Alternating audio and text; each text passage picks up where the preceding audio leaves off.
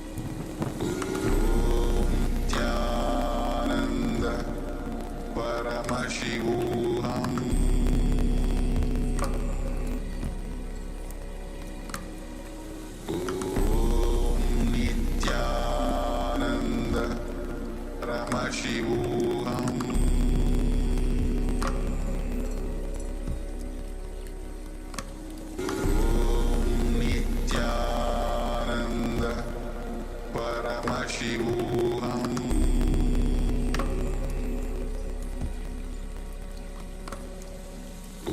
Om Nithyananda Paramashivoham.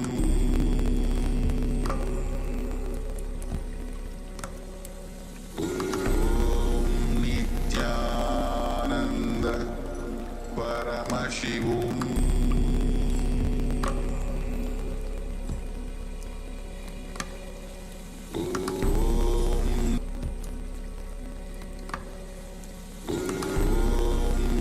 Nithyananda Paramashivoham.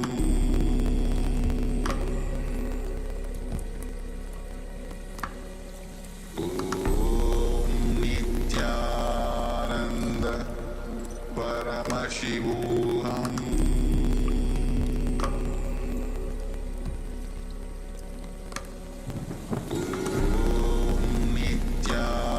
Nithyananda Paramashivoham.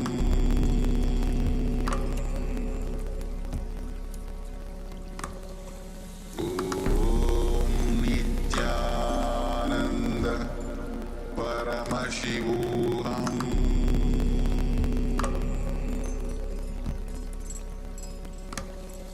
Om Nithyananda Paramashivoham.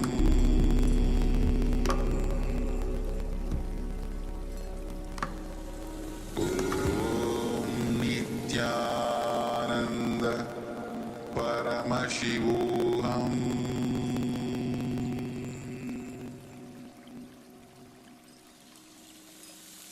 I bless you all.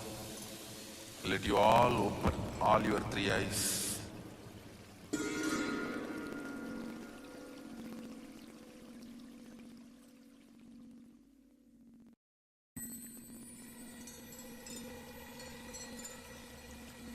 I welcome you all with my love and respect. Let you all open all your three eyes. Om Nithyananda Paramashivoham.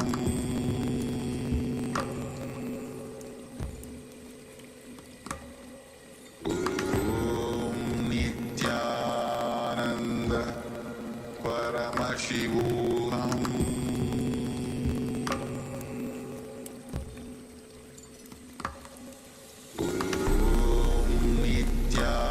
Nithyananda Paramashivoham.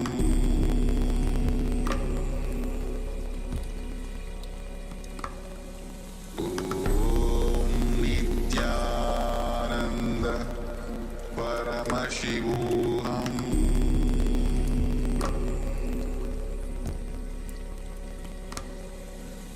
Om Nithyananda Paramashivoham.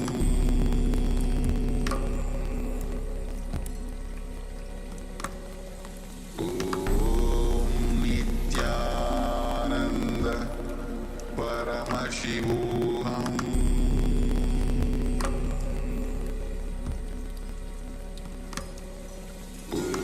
Om Nithyananda Paramashivoham.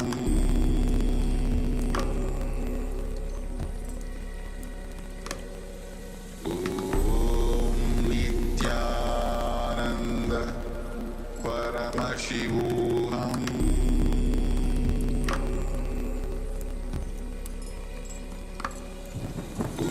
Om Nithyananda Paramashivoham.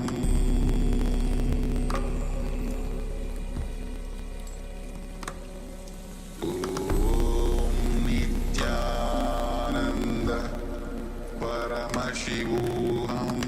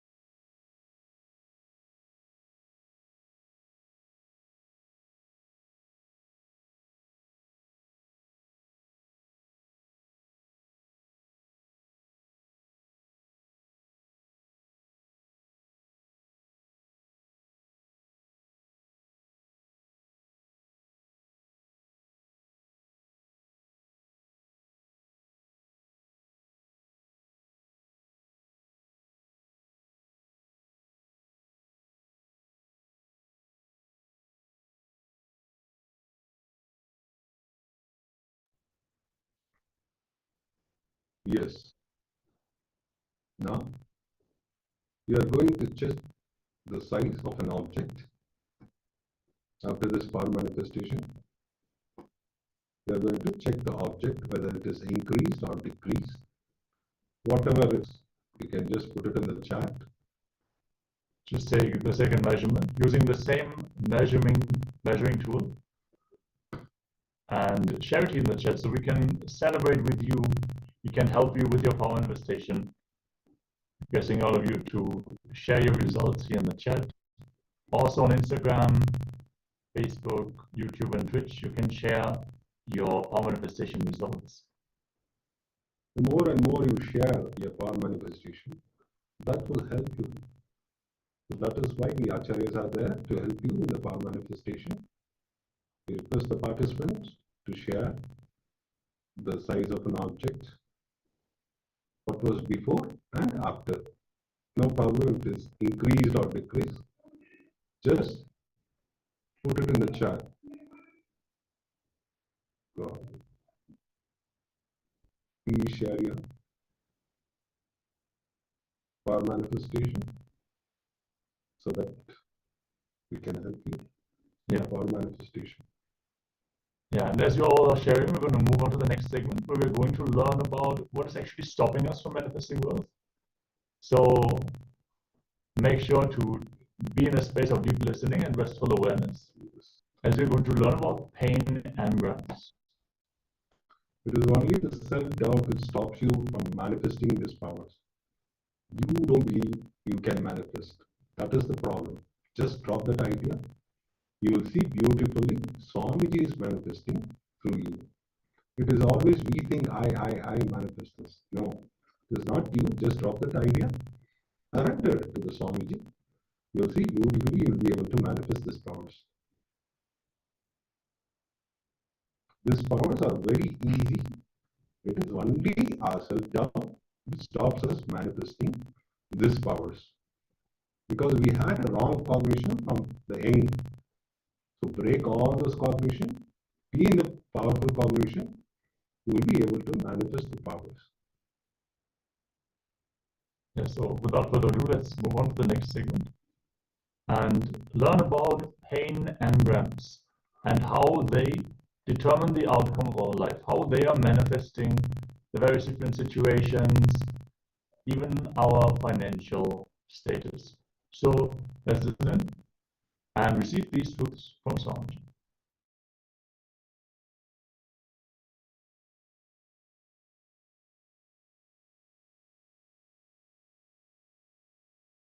The question is, having the urge to spend and have nice things around you, is that a bad trade to have and keep you from accumulate money?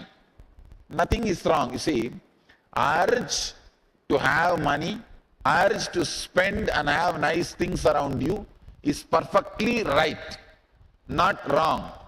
Tomorrow when I talk about this celebrating money, I will explain elaborately. One session I will talk on aparigraha. Yes, please go ahead. My name is Jairam Reddy. But I came from the big family. Big family means my parents, we are 11 children. Okay. Now 9 of us are alive. At the right age. Really big family. Yes. At the right age of about 40 years, my father, facing a lot of health challenges, he could not generate the income to take care of the family. In that situation, we faced a lot of problems in that age. And in that, when we are grown up, during our, when we are rising up, we strongly believed that we are poor and we are not affordable. For each and every situation, we thought that we had that thought in our mind. Every time we were thinking that I am poor, I am not affordable. Okay. That engrams what we call that programming, what has happened. Till now, I am unable to generate any income, not much to take care of my life. And the second thing, I have a habit of every month, the beginning of every month, I'll make a list of what are the bills I have to pay separately, and another list of what are the expected incomes. Here, what I have the habit is that I'll focus always on what are the bills I have to pay. I'm very prompt in paying all the bills from the money, not what I earned, from the money I borrowed. That results in making me, a lot of accumulated lot of debts. Then that click what I got when I was sharing today. Great. How you are mismanaging? Great. How not to be overprotective and over-calculative of existing money? Does it stop creation? Surya, I can say, ships are safe in shipyard, but they are not created to be in shipyard. They are created to be in ocean. Just because they are safe in shipyard, you can't say, why not let me keep my ship in the shipyard itself?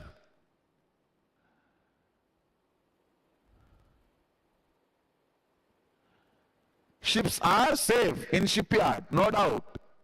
But can you keep the shipyard in the shipyard itself? No. It is not the purpose of ship.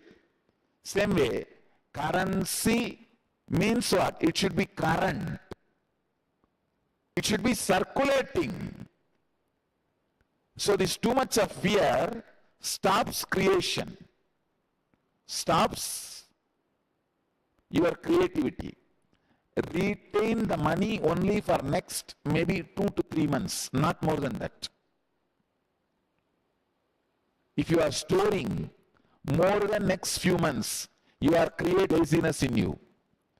Like a fat stored more than required in your system, not only weight, it destroys your health.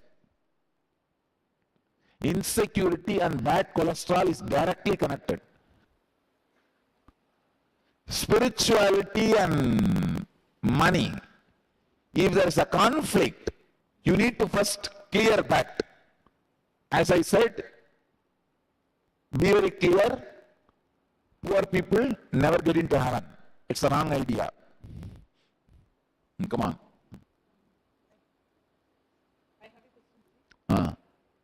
Mike. What about housewives who doesn't earn? For example, my age is 30. Until now, I have earned ₹2, which is in my 7th grade because of scoring some good marks. The teacher gave me ₹2. That is all the money I have earned. And when I think I can't climb myself, when someone asks me, "Are you rich?" I will definitely say I'm rich because my husband earns and I'm wealthy and I have all the basic needs. But a deep thing inside me also tells that I have not earned anything. My own earning, my own money, like that I have a feeling. So a deep guilt that I'm just spending and not any contributing, that is there. And what about generally housewife? Because most of the... I will recommend every individual should create wealth. Whether you are housewife or office wife. You are living in house or anything. Every individual should create wealth.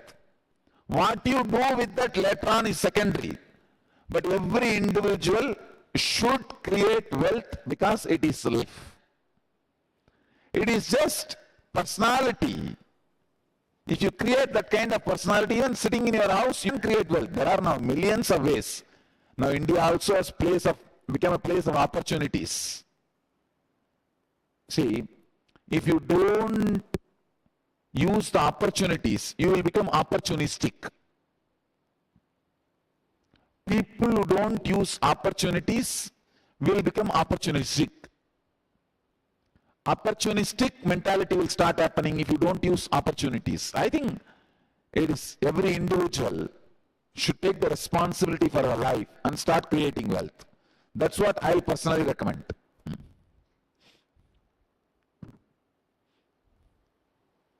Yes. Yes, please pick up the mic.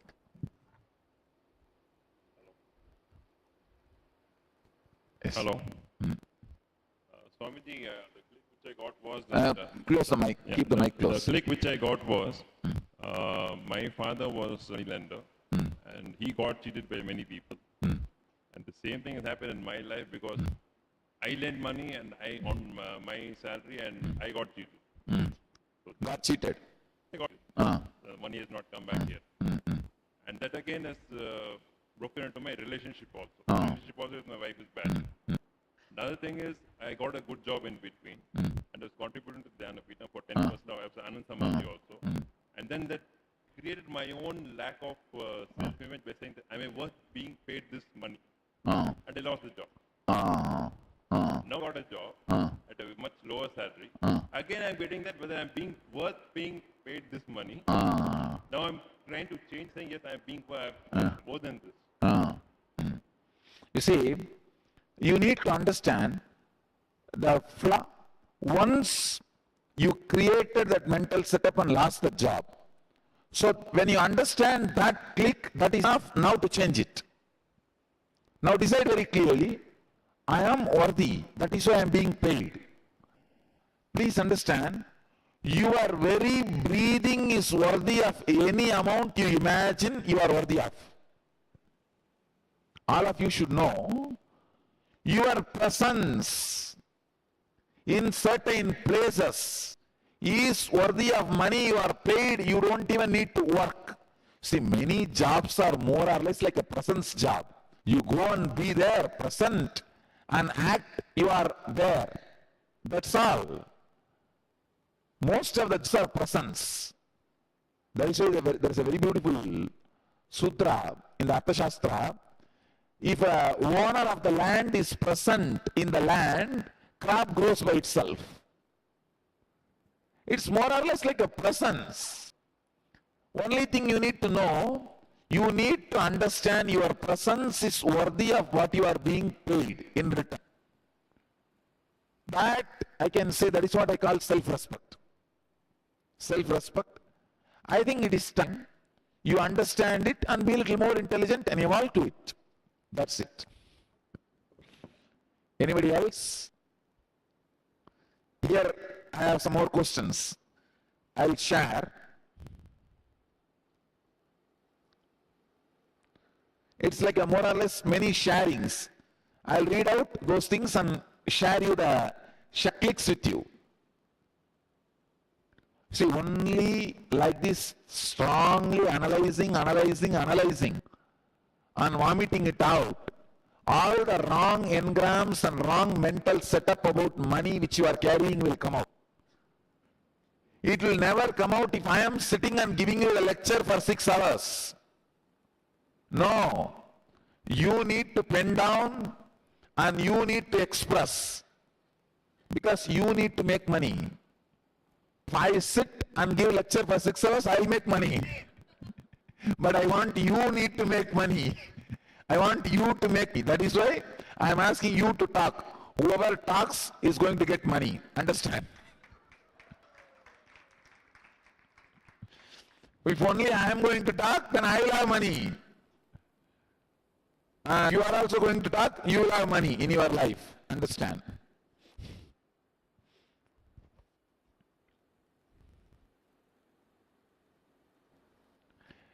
One lady says to her neighbor, every day I give $5 to a lazy bum. The neighbor asks, your husband doesn't say anything about it? No, he tells thank you.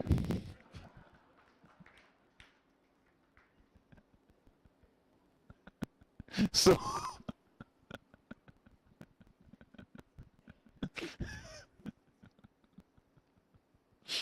it's too much. But it's okay.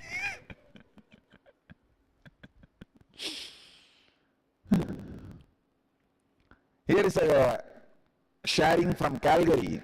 I was taught early on that money would bring happiness and that in all show others love. You had to buy them lots of presents on holidays. And the more money you spent showed how much you loved them. Even if you had to spend money you did not have. I am learning how to practice Reiki and also do some metaphysical healing.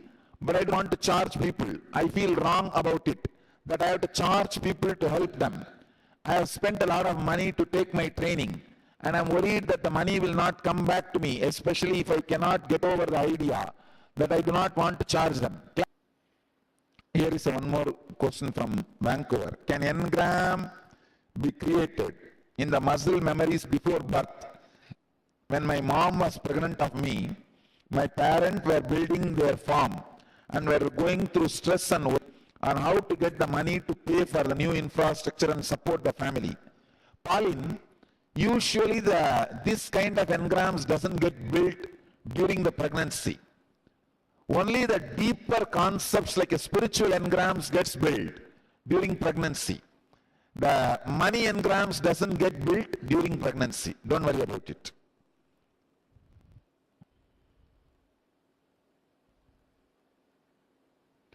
This is a message from Vaideki, Toronto. Problem, I can't relate to money. I don't have clear understanding about money. I go to work, earn a decent salary, and spend it all within a week. I have been doing this unconsciously ever since I came into contact with the green bills.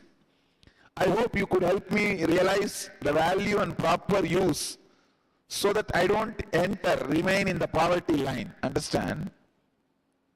These green bills are a big problem. And the credit card is a bigger problem.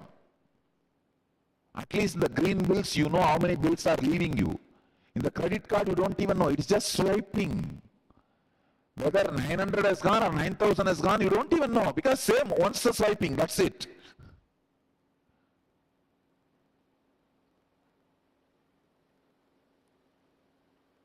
Tomorrow when I am talking about this sustenance, priorities, I will handle this subject.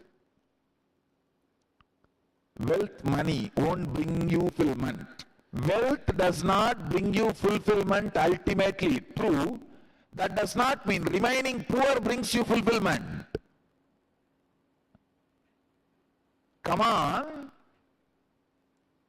Remaining poor, see, the other day we were all discussing with brahmacharis.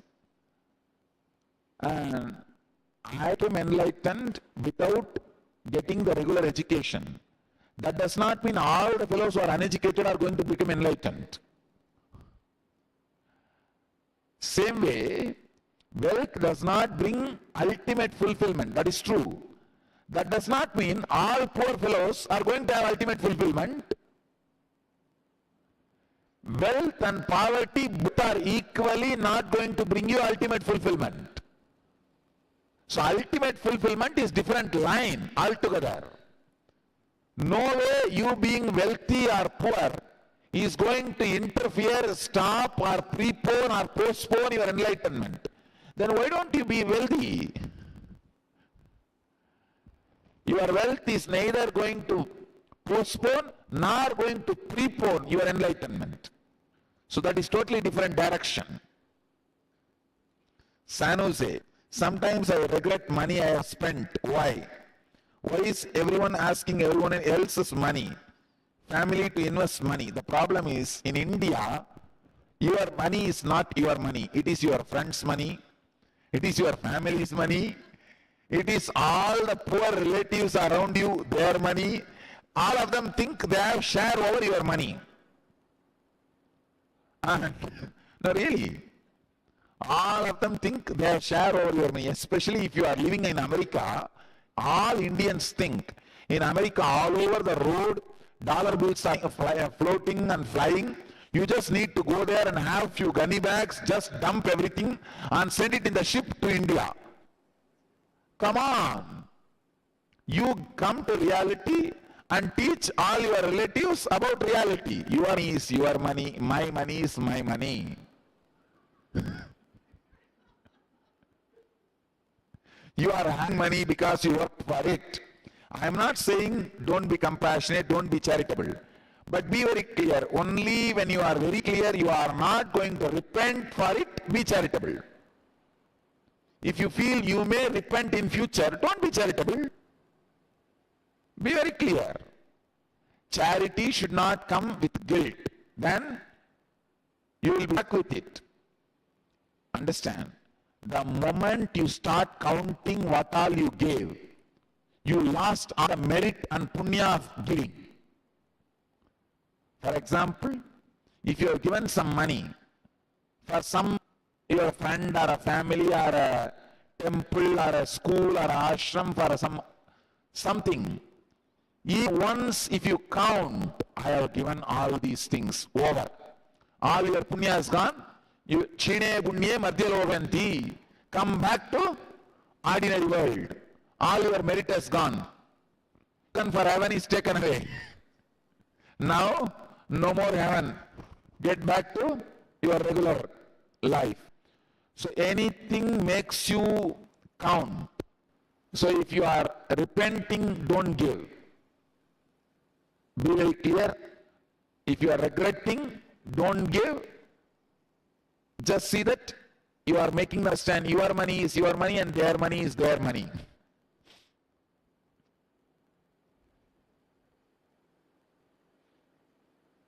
I was raised with a strict saving and conservative habits. So I believe it should be taught to my kids. And it is my big responsibility. I am confused and afraid if I let my kids spend openly, they will learn wrong habits. Please guide me. Is controlling okay or letting go? Please understand. You should teach them saving habits, but you should teach them creating habits. Creation of wealth. Creation and saving is okay. Just saving, I think, will destroy them. So teach them the habit of creation also.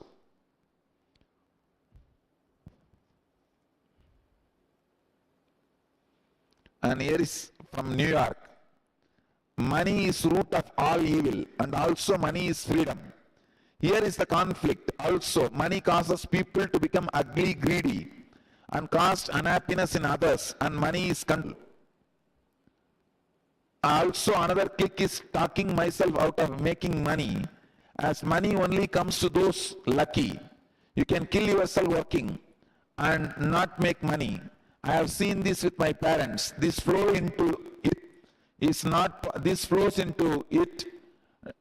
possible to create wealth out of your creativity and enjoyment, only work.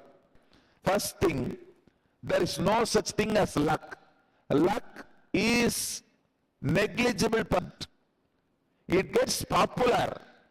Does not mean it is common. See, receiving salary only is common. Receiving lottery is rare. Only 0.01% of the population receive lottery in their life. 99.99% of the people receive only salary in their life. Understand that 0.001% people who receive lottery becomes very popular all over the world because it is rare, not because it is regular.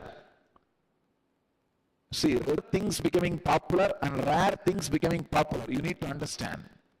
Lottery is a rare thing becoming popular, not regular thing becoming popular. So, don't expect luck to add wealth to you. That is not going to happen. So, have a clear system to add wealth to you. Waiting for luck to happen, for wealth to happen in your life is wasting your life. No, that is not the right mental setup. Swamiji, you said that never think this is enough. Keep on creating. My question is, if we spend our entire day and life creating wealth, which I know at back of my mind that it is not real, it is just Maya. It is not going to go with me when I leave the world. When will I take time off from this mental setup of creating wealth and focus on Brahman, which is real? Come on, relax. You don't need a separate time to put your mind on Brahman. Create wealth intensely. Know that it is Maya. You are not going to carry it when you leave the body. You are already in Brahman. Create wealth intensely, knowing you are not going to carry it when you die. You are in Brahman. There is no other separate Brahman. You need to sit and catch and jump on him. Relax. I have two comments from Seattle on what people realized after their session. Mark Winstein, he discovered from his conversation with the other person, I decided that I can live without money. Ma Prajna, I can't have or create wealth myself because I am not good enough. beggar mentality. If a person gives, they are resentful towards me, no confidence in creating in a joyful, creative way. Both needs to be, the moment you understand, you can commit. That's all. Understand? I decided that I can live without money. You can live without money, but don't live without creating money. I live without money. Understand? I don't touch money. I want all of you to know I have not touched any currency except Indian rupee. That also I touched a few times when I wanted to give it to the priest, temple priest. When I go to temples, when I give for the priest, only that moment I will touch. Other than that, I have not touched any currency of any country, traveling all over the world. Still I have not touched the dollar bill even once. I touched the coins once or twice, maybe, to put it in the toll. In US, when you drive, the toll box will be there. You need to drop some coins. For that I have touched some time, rarely. Because if the toll box is on the other side, passenger side, the driver will tell me, Swamiji, please drop this coin. Those few moments I will drop. Only for this purpose I have touched money. Otherwise, I am not living with money. I have not touched money. But that does not mean you need to live poverty, poor consciousness. No. Why money creates division instead of uniting? Who said money is creating division? See, in my life, with money I have created a huge community. I united many people with money. It is how you use that creates either division or union. Money itself does not create division. How you use it creates division. Why asking our money back from the person we have loaned is always thought, especially when that person is a friend or relative. Why asking our money back from the person we have loaned is always tough, especially when the person is relative or friend or relative. That is another one big problem. In Tamil we have a proverb, irundu koduthu nadandu vaangu. If I translate literally, sit and give, but walk and get it back. You sit while you are giving, but to receive it back, you run. That is the mental setup. I always feel, whenever you give loan, be very clear, especially to your relative. Feel it is a charity. If your mind is not accepting, it is not going to come back. Don't give. Only when your mind is thorough, no, it is not going to come back, then give. If you have a feeling you want it back, better don't give. That's all. Where we always want to work on our wants to tone down instead of creating wealth. Kannan, just laziness, nothing else. Just laziness. Don't tone your wants down. Awaken your creativity. When I was 3 in hospital with polio, a gift was given to me and then taken away for no reason. At that time, also there was a great competition to play with the best wheelchairs. This has left me with wealth and sharing limitations. Now you understand, just overcome with the sharing limitations. Here is a note. Can you explain the difference between greed, ambition and intention to create wealth? Greed, ambition, intention, all these are same. When you are having it, is called ambition and intention. When others are having it, it is called greed. That's all. See, when you have it, you call it as intention. If your friend has it, you call it as ambition. If your enemy has the same emotion, you call it as greed. That's otherwise, there is no three separate thing. It is just you using your mind to abuse others. When you are having, you call it intention, sankalpa. When your friend has it, you call it ambition.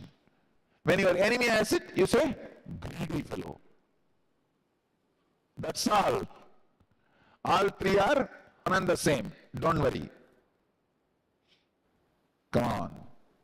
I feel a lot of guilt about growing up of money, not being asked to work for it, or being taught about it, how to manage it, make it. So today I have a difficulty money, or asking a fair price for my work. I think if you start working, naturally you will be out of mental setup. Yes, it is actually an ordinary problem. You don't need to worry. And you being given a lot of money is okay. Please be seated. And it is not a big wrong mental setup. Just asking, start asking, this mental setup will change. It's not a big engram. Where you put too much effort and time in creating wealth, it will affect your spiritual life and growth. Malaysia, come on, I am telling you guys, create wealth, that is spirituality. There is no such spiritual growth will be stopped by creating wealth. Who is that great Vedanti who wrote this question? Malaysia?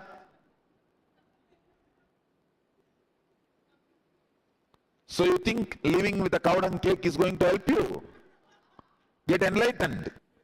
Relax.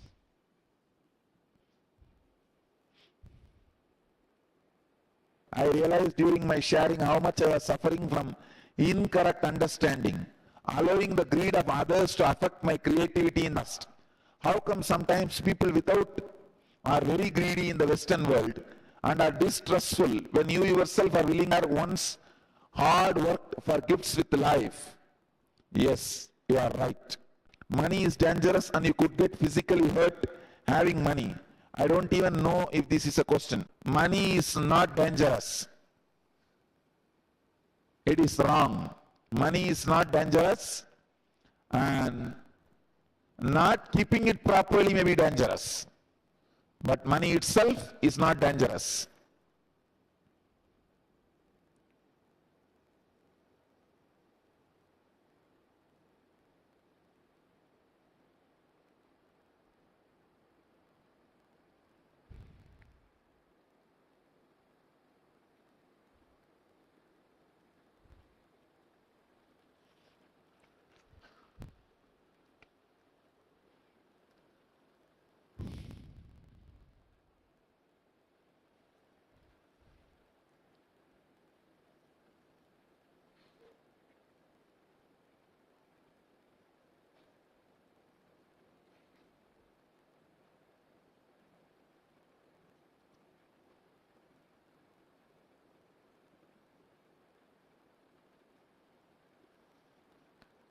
A lot of clicks. Here is a click from North Carolina. I had a huge click when Swamiji first said not to blame the money for a bad relationship. I always equated the lack of loving relationship with my father as caused by money. Now I understand it was his inability to be emotionally available for me, not his love of money. It was his mental setup, not the money. My partner shared our beliefs that were based on our family's religious attitudes. It reminded me that in the church I grew up in, we said, God loves the meek and the poor. We never said God loves the rich. I am telling you, God loves the rich. Come on. Phoenix, understand, this God loves the meek and poor is a completely, I can say it's a kind of a consolation. Understand? Consolation is religion. Consultation is spirituality. I am not here to just console you. I am here to give counseling to you. Don't start living based on these consolations. No. They are good once in a while when you are sick. For crisis management, consolations are good. But the consolations are not good for regular life. Understand? See, medicine is good when you are sick, but not as a regular food. I have had experience that I am alone in making money without the help of others. Because of this, I felt that there is never enough. Because no one else will be there to give me money in the future if I run out of it. This creates a state of fear and greed in me that I don't know how to avoid. Ron, understand, if people are not going to give money to you, it means all the banks are going to be frozen. It means the money is not going to be circulating. When it is not circulating, it will not be having any value. Don't worry about it, that's all. As long as government pays you salary, money will have respect as money. Understand? As long as you are paid, money will be currency and it will have wealth. The moment you are not paid, money is no more currency. It is not going to be useful anymore. It is just ordinary paper. Why are you worried? To keep the value of the money, government has to pay you. You are not understanding the secret. See, money is like a roof. All the pillars are holding it up. You are also one pillar holding the roof up. Don't you understand?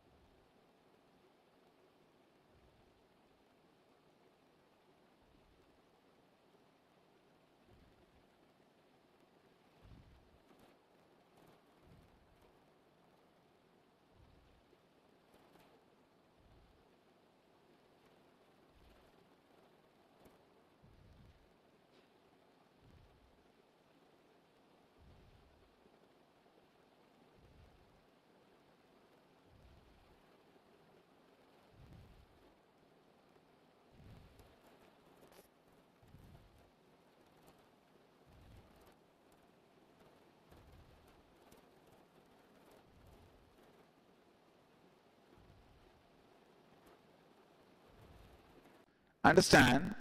She writes in a detailed way after her failure, about the financial failure. She lost that inspiration. Understand? Only one time having a financial failure does not mean your life is locked. Falling is not wrong, but not getting up is wrong. Falling is not wrong, but not getting up is wrong.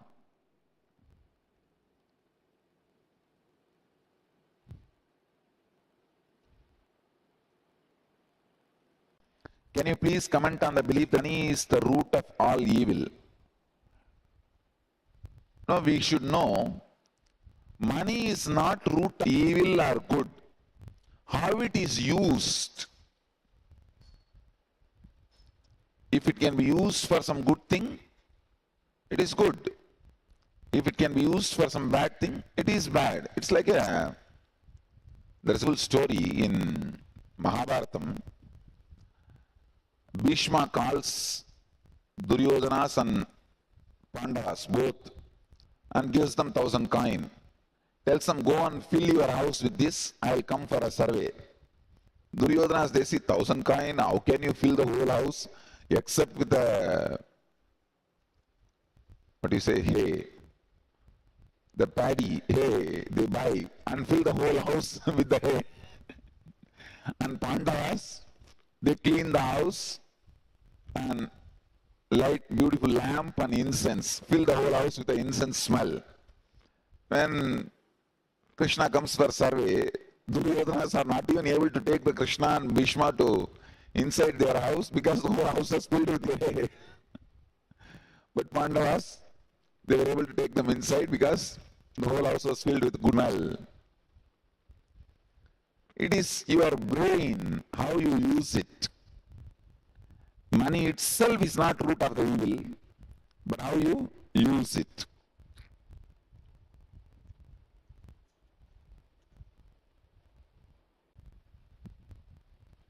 what can we do about the feeling that death and suffering will come when wealth is created? How can we change? How do we change from within? Just start creating wealth. You will see that death and suffering is not coming. That will change, that's all. When my son was young, he asked me one day, how can you tell when a person likes you for you as opposed to what you own? So how do you teach children about money? Is this a question of discernment? Understand? How can you tell when a person likes you for you as opposed to what you own? Just don't give any benefit of what you want to them and see. For example, if you have a car, never give a ride. If you have money, never give when they ask. Just show. Naturally, you will find out whether they are for you or for the things you want. That's it. It is a very simple exercise. As a meditation teacher and healer, I have struggled with charging people money, as I have a mental setup that such spiritual services should be free or very cheap so that people who can't afford my services can do so. But as a result of this, I have limited my ability to manifest a bigger and financially successful center, and I have kept myself from financial wealth. I had no trouble paying for over 10 years of training, costing me thousands of dollars, but I have trouble charging others. Confidence about the product you deliver to others. I think I answered this question. If you have confidence about what you deliver to others, you should not bother about charging. You should go ahead and charge left and right and center.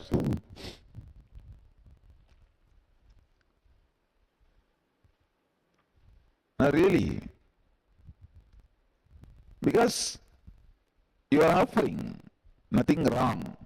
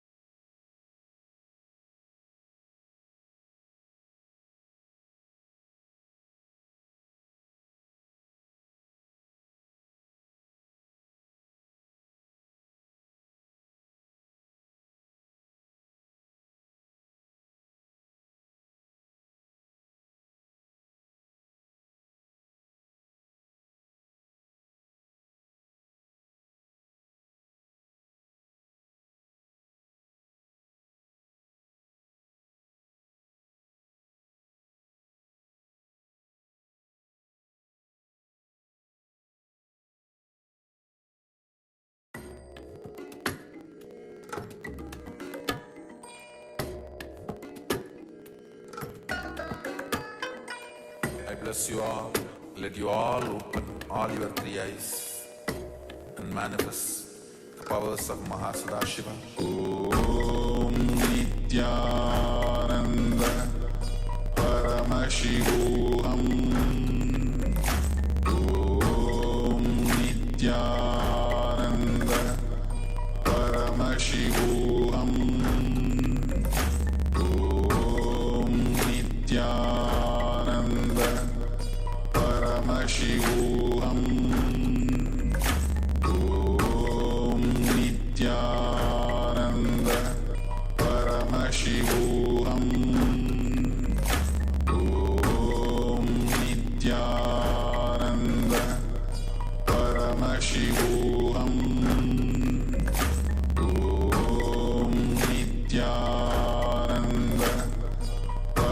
Paramashivoham. Om Nithyananda Paramashivoham. Om Nithyananda Paramashivoham. Om Nithyananda Paramashivoham. Om Nithyananda.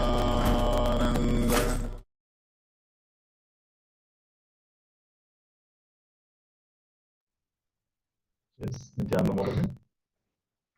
After this beautiful revelation about the different cognitions about wealth that we can develop, you would have heard so many negative ideas about wealth that people are carrying. For example, wealth is corrupting you, or wealth makes you ugly. So many things were told. And those are all ideas that people are carrying that makes them stop manifest wealth. Naturally, you don't want to become corrupted. You don't want to become ugly. You want to live a blissful life. That's what we all want fundamentally. So we need to awaken our wealth consciousness. We need to cognize wealth the right way. Only then it will be with us and it will stay with us. So the first conclusion you need to arrive is integrity is the best strategy. Next conclusion you need to arrive, own but don't possess. Go on be sharing, whether it is you or your space or your qualifications. Third, let your enriching be most authentic, means every day upgrade yourself. Ultimate should not be final. Ultimate grows every day. Ultimate is not final. Today's ultimate is not tomorrow's ultimate. Tomorrow's ultimate is different. Brahmanda expands. Cosmos expands. Next important conclusion, do not feel shy to encourage people to support you back, to enrich the world. Be confident, courageous about what you are. As Swamiji told, when you are confident about the product that you're delivering, you should be charging for it. You should be confident that it is worth what you are doing. It is worth your time. So you can ask others also to contribute to your mission. From the life of the SPH, reward for wealth is more wealth. To understand, a reward for wealth is more wealth. The Supreme Pontiff of Hinduism shares, once I asked my grandfather, is really such a person of charity? What is the use of giving money like this, donation like this? He said, look at the powerful cognition they had at that time. That is why we Indians, Hindus, were so rich. Give me a few minutes. Panda. Just do it sincerely. You will see that if you do it sincerely, you will be able to manifest the wealth. Till now, we had a wrong cognition about wealth because of our friends, because of our family, they were suffering because of they had a fight or somebody cheated. This cognition you created unconsciously. Now you are going to consciously build this wealth manifest.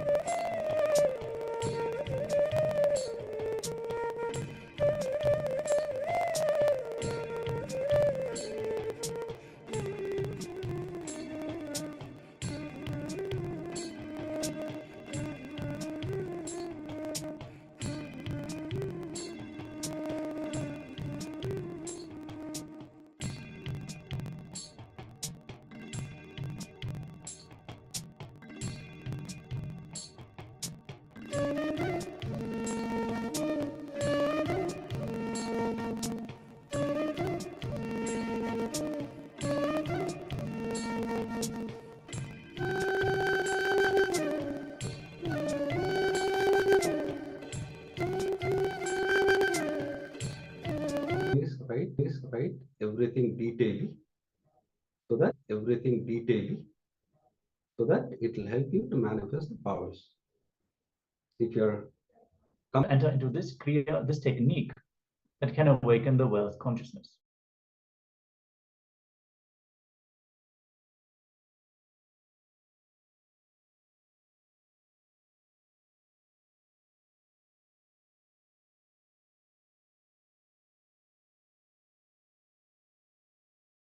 First step, please understand.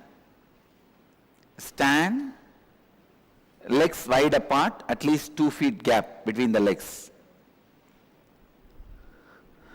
Let me completely give the instruction, then you can do. Inhale as slowly as possible. When you finished inhaling, hold as long as possible. Then exhale as slowly as possible. After completely exhaling, as long as possible, your lungs empty. Inhaling as slowly as possible, holding as long as possible, exhaling as slowly as possible, holding the lungs empty as long as possible. All 4 actions slowly as long as possible. This is the first step. If you already have any heart problems, like blood pressure, any other heart conditions, please don't do this kriya. Others can do. This is the first process. Please start. I will guide you further in every level. Legs wide apart, 2 feet. This kriya is to break the patterns of suffering of money in you. Any pain, suffering related to money, the patterns will be broken. The kriya, use both the hands, not only one hand, use both the hands. Use both the thumbs. First inhale as slowly as possible. Hold as long as possible.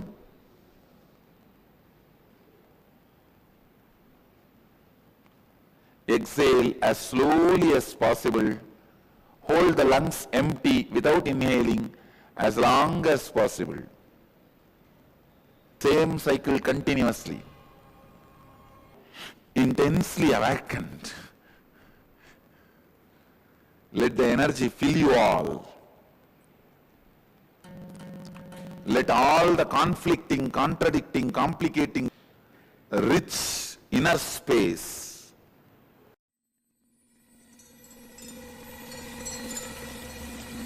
I welcome you all with my love and respect. Let you all open all your 3 eyes. Om Nithyananda Paramashivoham.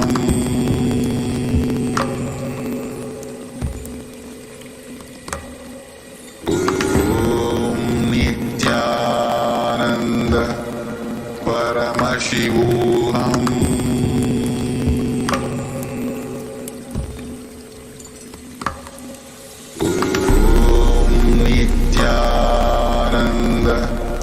Paramashivoham.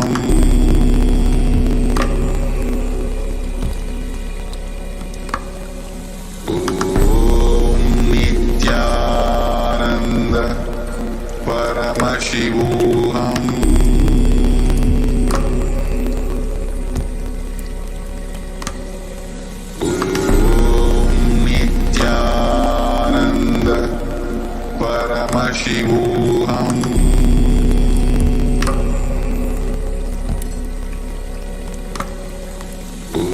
Om Nithyananda Paramashivoham. Paramashivoham.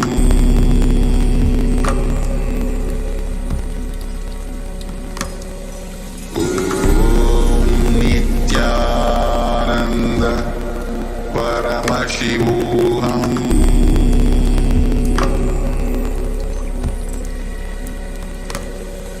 Om Nithyananda Paramashivoham.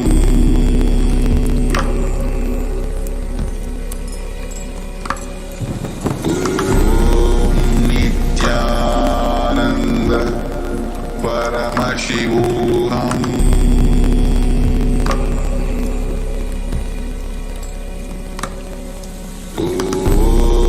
Nithyananda Paramashivoham.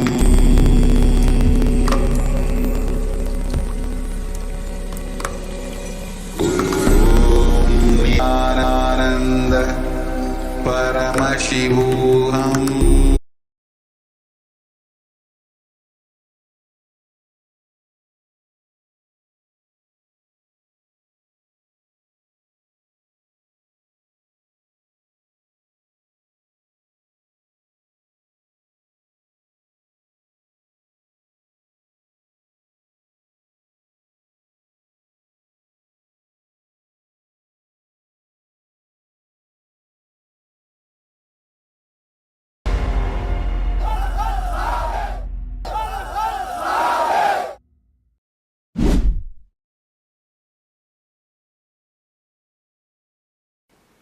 Your desires are your life. Your desires are your life. Listen. It's your desires which infuse life into you, and it's your desire into you. Same way, conflicts in your desires brings tiredness in you. Contradictions in your desires brings boredom in you. Confusions in your desires bring frustration in you. Please understand. Your desires are your life. Conflict in your desires bring confusion in you. Conflict in your desires bring tiredness in you. Confusions in your desires bring frustration in you. Its contradiction in your desires bring boredom in you. Actually, if your desire is pure, every breath you inhale and exhale will make the desire into reality. When your desires have conflict, confusion and contradiction, it's like a air blower into balloon. Your desires are the shape of the balloon. If the shape of the balloon is Tom and Jerry, when you blow the air, you will have Tom and Jerry. Conflict, constant conflict.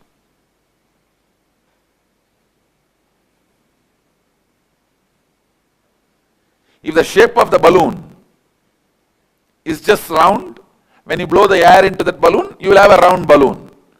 The shape of the balloon is tall.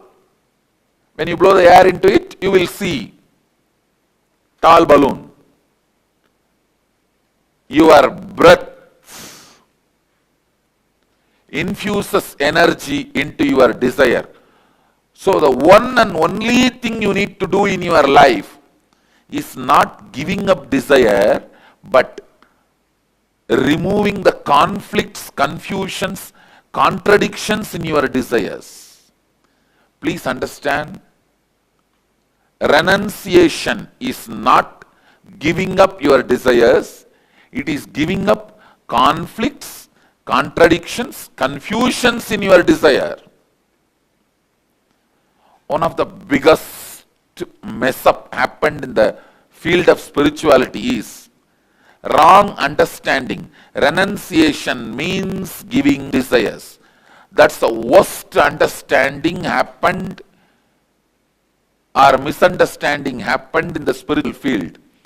Raga means attachment. Araga means detachment. Viraga means renouncing the conflicts, confusion and complications of desires. You need viraga, vairagya. Viraga becomes vairagya.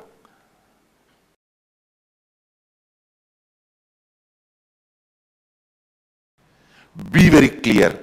This is what I call, this is the definition of renunciation. Remembering nothing can make you powerless. Anything removed from your life cannot make you powerless is renunciation. Vairagya. Raga means feeling in my life. Be very clear. The spiritual truth, when it becomes part of your cognition and strategy, anywhere you go, Krishna is driving your chariot.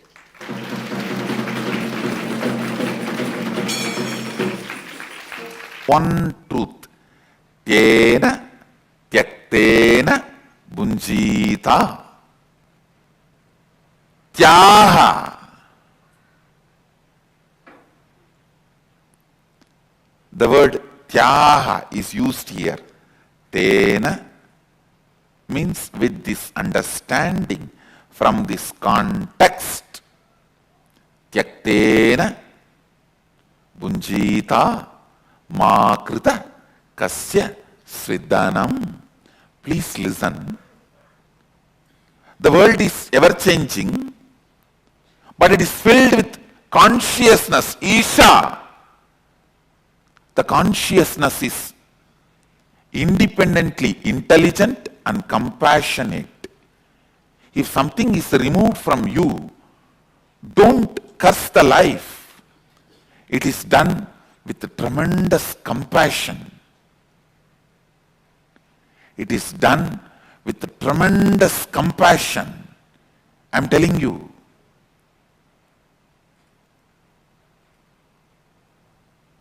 Here, Upanishads are declaring you to do tyaga, renouncing, you to renounce with this context of Isha Vashyam Idagum Sarvam Yatkincha Jagatyam Jagat. Means world is changing and it is established in changing and it is filled with consciousness, Sachidananda, which is intelligent, truthful, blissful and compassionate. I tell you, a blissful being will always be compassionate being. When you are blissful, you will see all the good things, best things comes out of you. When you are blissful, you will be such a good person. Only when you are frustrated, you will express all bad qualities, violence, cunning strategies. A blissful person is always compassionate person. Isha, consciousness, independent intelligence, which has its own will, functions out of pure compassion. So understand, renunciation is not supposed to be done out of frustration or inability or powerlessness.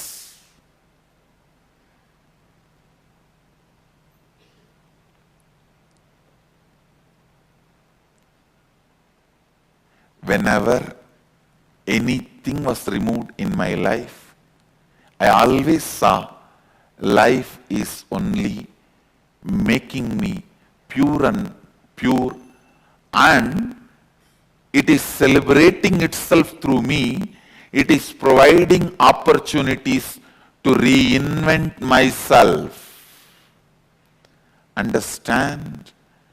When life removes something from you, it is providing opportunity for you to reinvent yourself.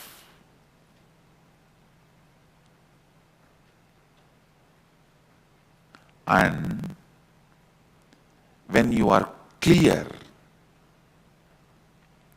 that nothing can frighten you, nothing can make you lost, nothing can put you in powerlessness and depression. And I also want to tell you, you will understand exactly who is the exact enemy. You will exactly pinpoint who is your enemy, where things need to be done. You will not be confused. You will not overestimate your enemy. When you are frightened, you overestimate your enemy. Because you overestimate your enemy, you become powerless. Because you become powerless, it becomes easy for your enemy to destroy you. It's a vicious circle. And I am telling you, when you are clear, you will not be lost. You will not become powerless. Just have this one word in your throat all the time. So what? Keep this as a mantra. So what?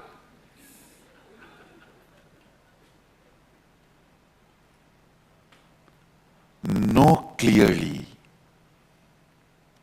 Nothing removed from you can make you powerless. And life removes it only to make you understand you can live without it. Reinvent yourself. Wake up.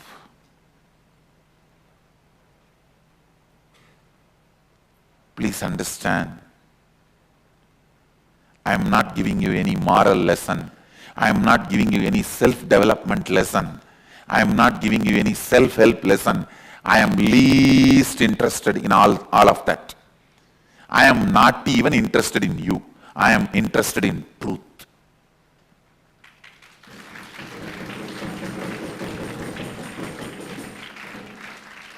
I am just interested in truth. I am singing it. Whoever wants to catch it, catch it.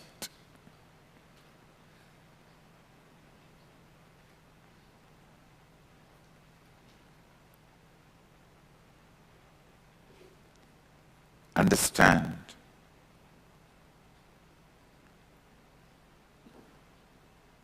This one truth. Internalize. Internalize. Internalize. Today's homework for all the satsangis. List out 10 items which you really thought if it is removed, you will be lost, your life will collapse, but it was removed.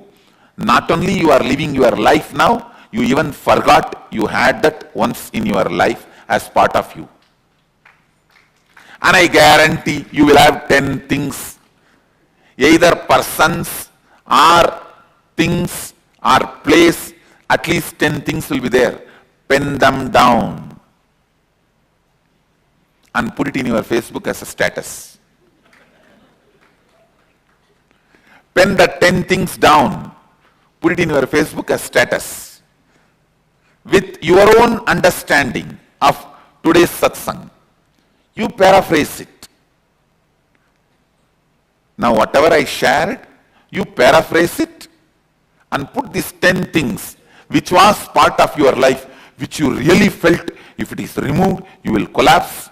But now it is not there in your life, and not only you have not collapsed, you even forgot that they were part of your life at one time.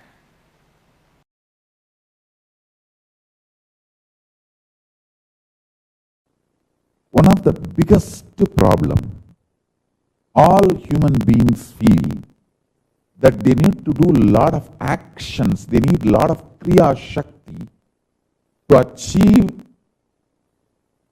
anything they want, health or wealth or enlightenment or powers. That is delusion. Please understand, you need sheer ichcha shakti, means will, desire, that's it. That desire itself is capable of manifesting kriya, the action power. Listen to these 3 words. Ichcha Shakti, your desire power. Power to desire, will. Kriya Shakti, power to work intensely and manifest. Jnana Shakti, power of enlightenment. knowledge.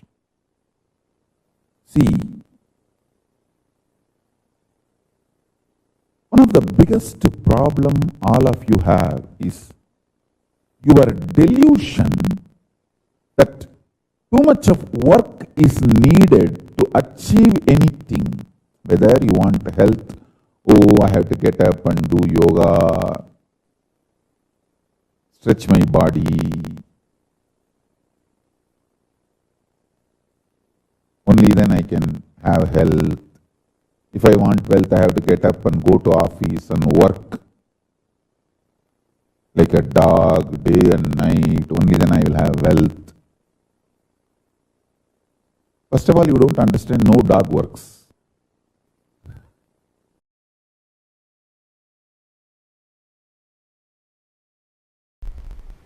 Third eye. It is also described as Anya in Sanskrit. Anya means will. Will to exist or will to collapse. Any will you carry is Anya. If your will gives you the hope about life, you will have life. If it gives you hope about death, you will have death. Anything you decide with your will, you manifest that.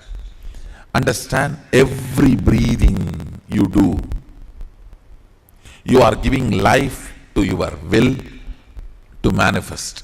Every rupee you spend, you vote for that. If you are spending 1 rupee on pizza, you vote for pizza and its future. If you spend 1 rupee on Coca-Cola, you vote for Coca-Cola and for its future. On anything you spend money, you vote for it.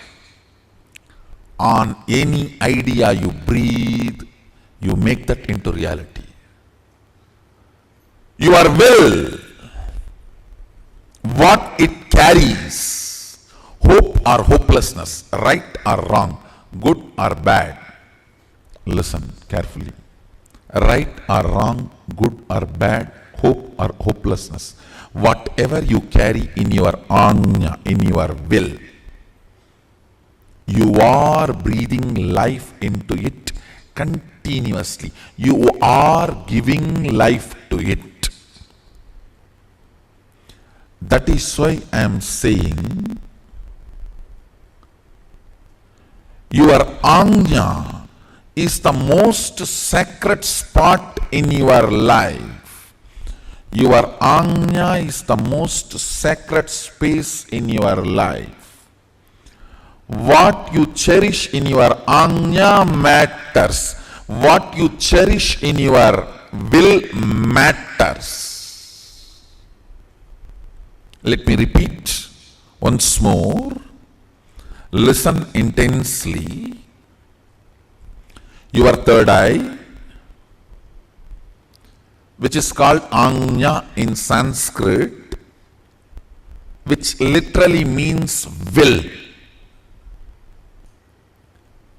If your will perceives hopeful future, you breathe life into that future, that kind of a future. If your will perceives hopelessness, you breathe life into that kind of a hopelessness. What you perceive through your will as possibility of your life matters. Don't think you can go on be perceiving negative possibility and suddenly out of the blue something great positive will happen. No. No. Everything unexpected is accident. Listen. Everything unexpected is accident. You can't cope up with it. Even if it is lottery, you can't cope up with it. Everything manifested consciously is life. So decide to manifest consciously with will, Anya, by infusing life. It can be anything you want: health, wealth, spiritual powers, anything you want. You can manifest from the will, because every breathing you do, you are empowering your will. You are strengthening your will. You are infusing life into what you are carrying in your will. Understand? If you pick up a pen and paper and just write without thinking much about your future, first 7-8 lines which is there, the tip of your tongue, tip of your hand, tip of your mind, that is will. That is what is your will. Understand? I am giving you the tip to find what is in your will. If fear is what opens up first, that is what is in your will. You need to seriously complete it. If confusion is what is there in your will, the first 4 or 5 statements are all about confusion. That is what is there. Seriously, you need to complete it. Otherwise, with every breath, you are giving life to it. Unplanned, without planning, spontaneously, what is there on you. When you manifest, if you pen down what is there, that is what is actually in your will. You are giving life to it constantly. Beautifully Sadashiva describes about this Anya and its power. More and more you think about your body and mind, the power of Anya goes down. More and more you think authentically, responsibly, it manifests as what you want. More and more you look at the cosmic principles, the energy of the Anya goes up. Listen. More and more you think of your body, mind, the energy of the Anya goes down. Cunningness, constantly thinking about you, makes the energy of the Anya go down. Understand? Constant remembrance. Listen carefully. Humbleness is not thinking yourself as a less. No. Thinking about you less.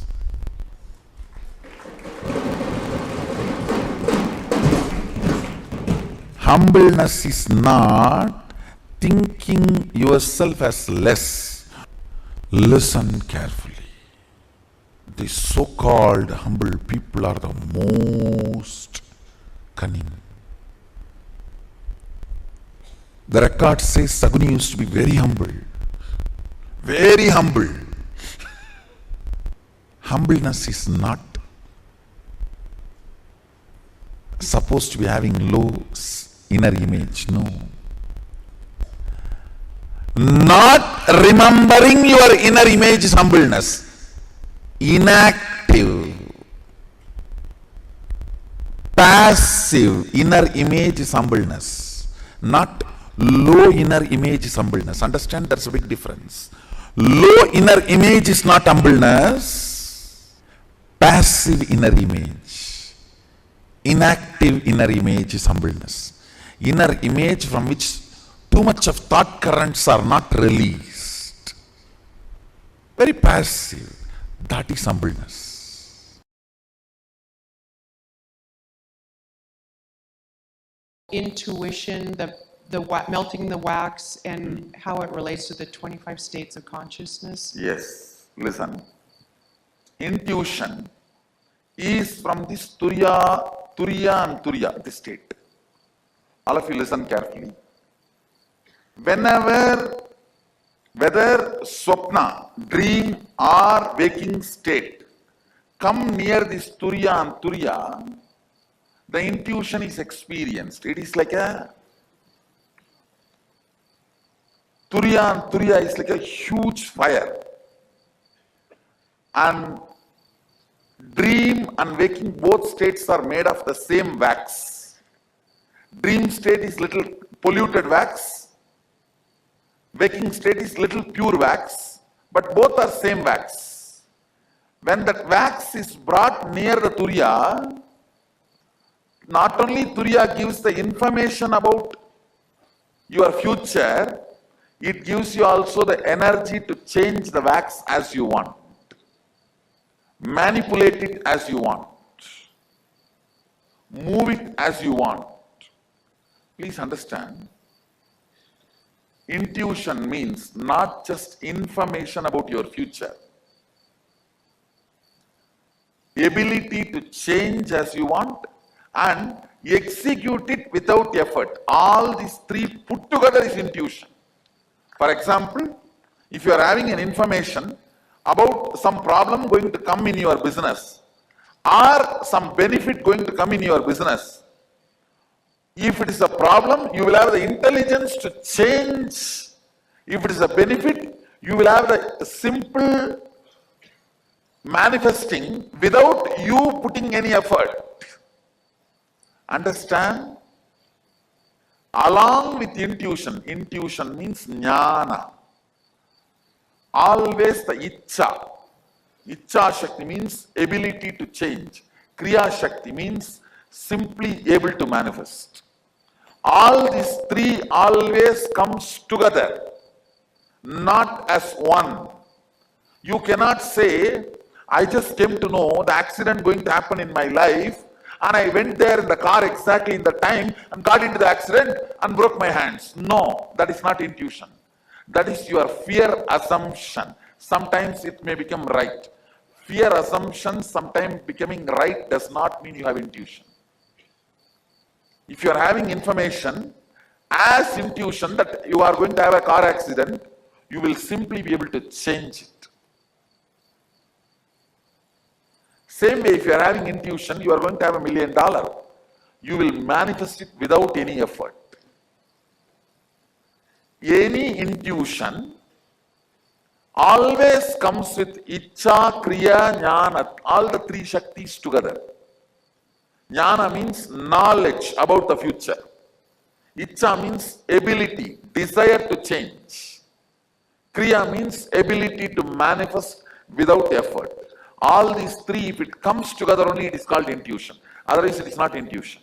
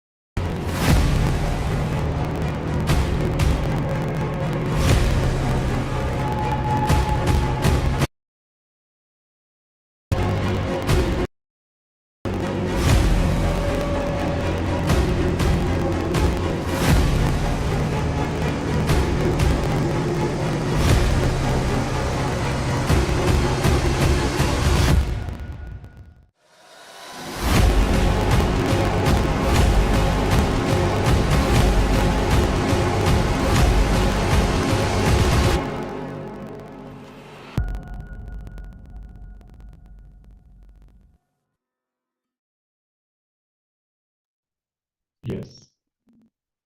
Swamiji beautifully revealed. When you have the intuition about the future manifestation, it will not only come with the knowledge, but also with the energy and the actions to actually make it as your reality. So with this, let us now get ready and manifest wealth as per the enlightened consciousness. We're going to complete with complicating and conflicting desires.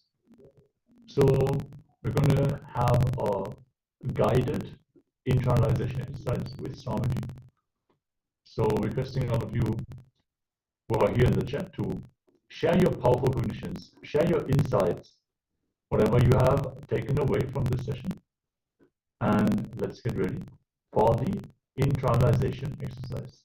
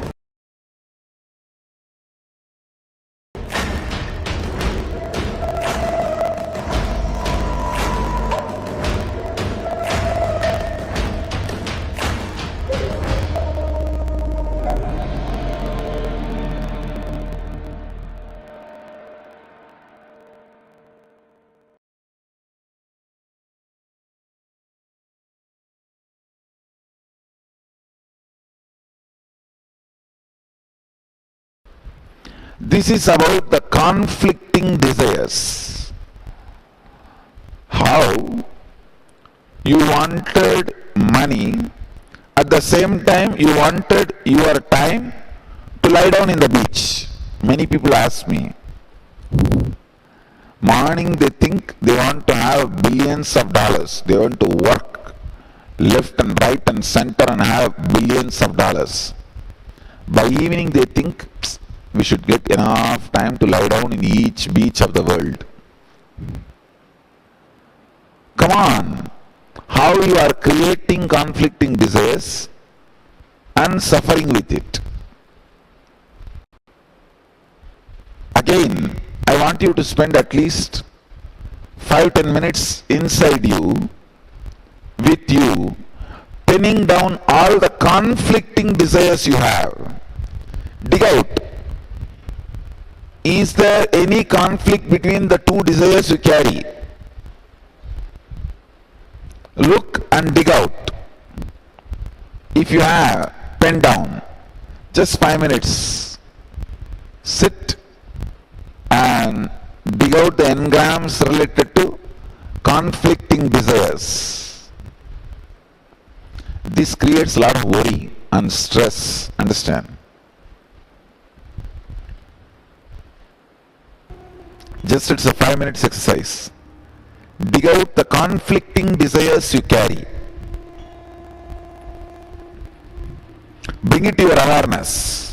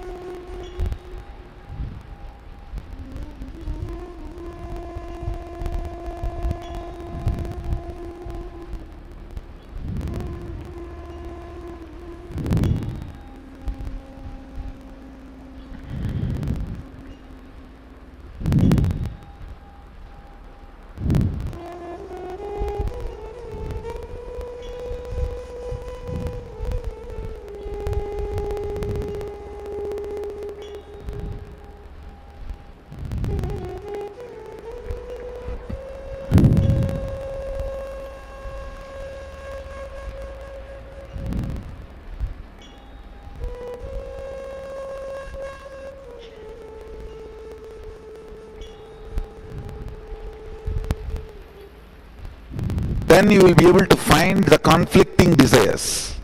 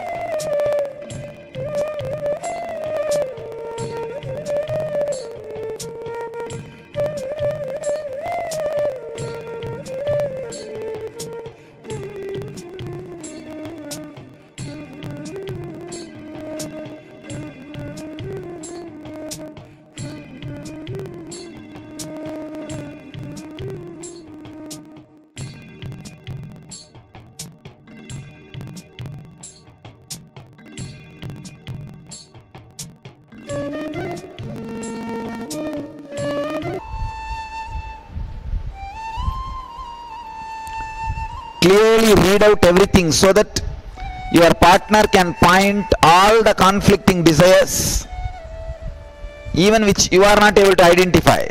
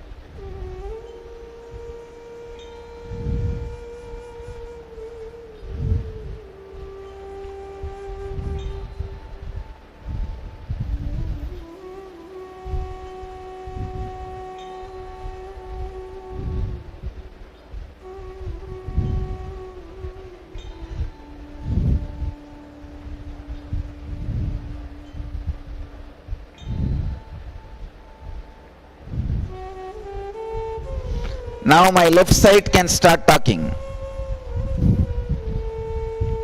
If the right side has completed, left side, start.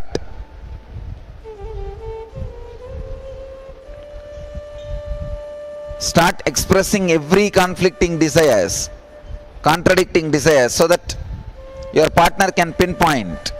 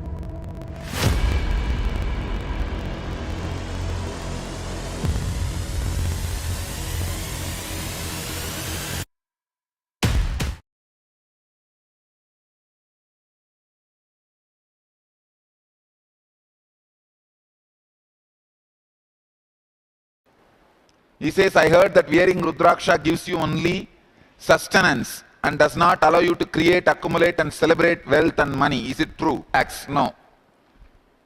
I wanted to tell you a few things.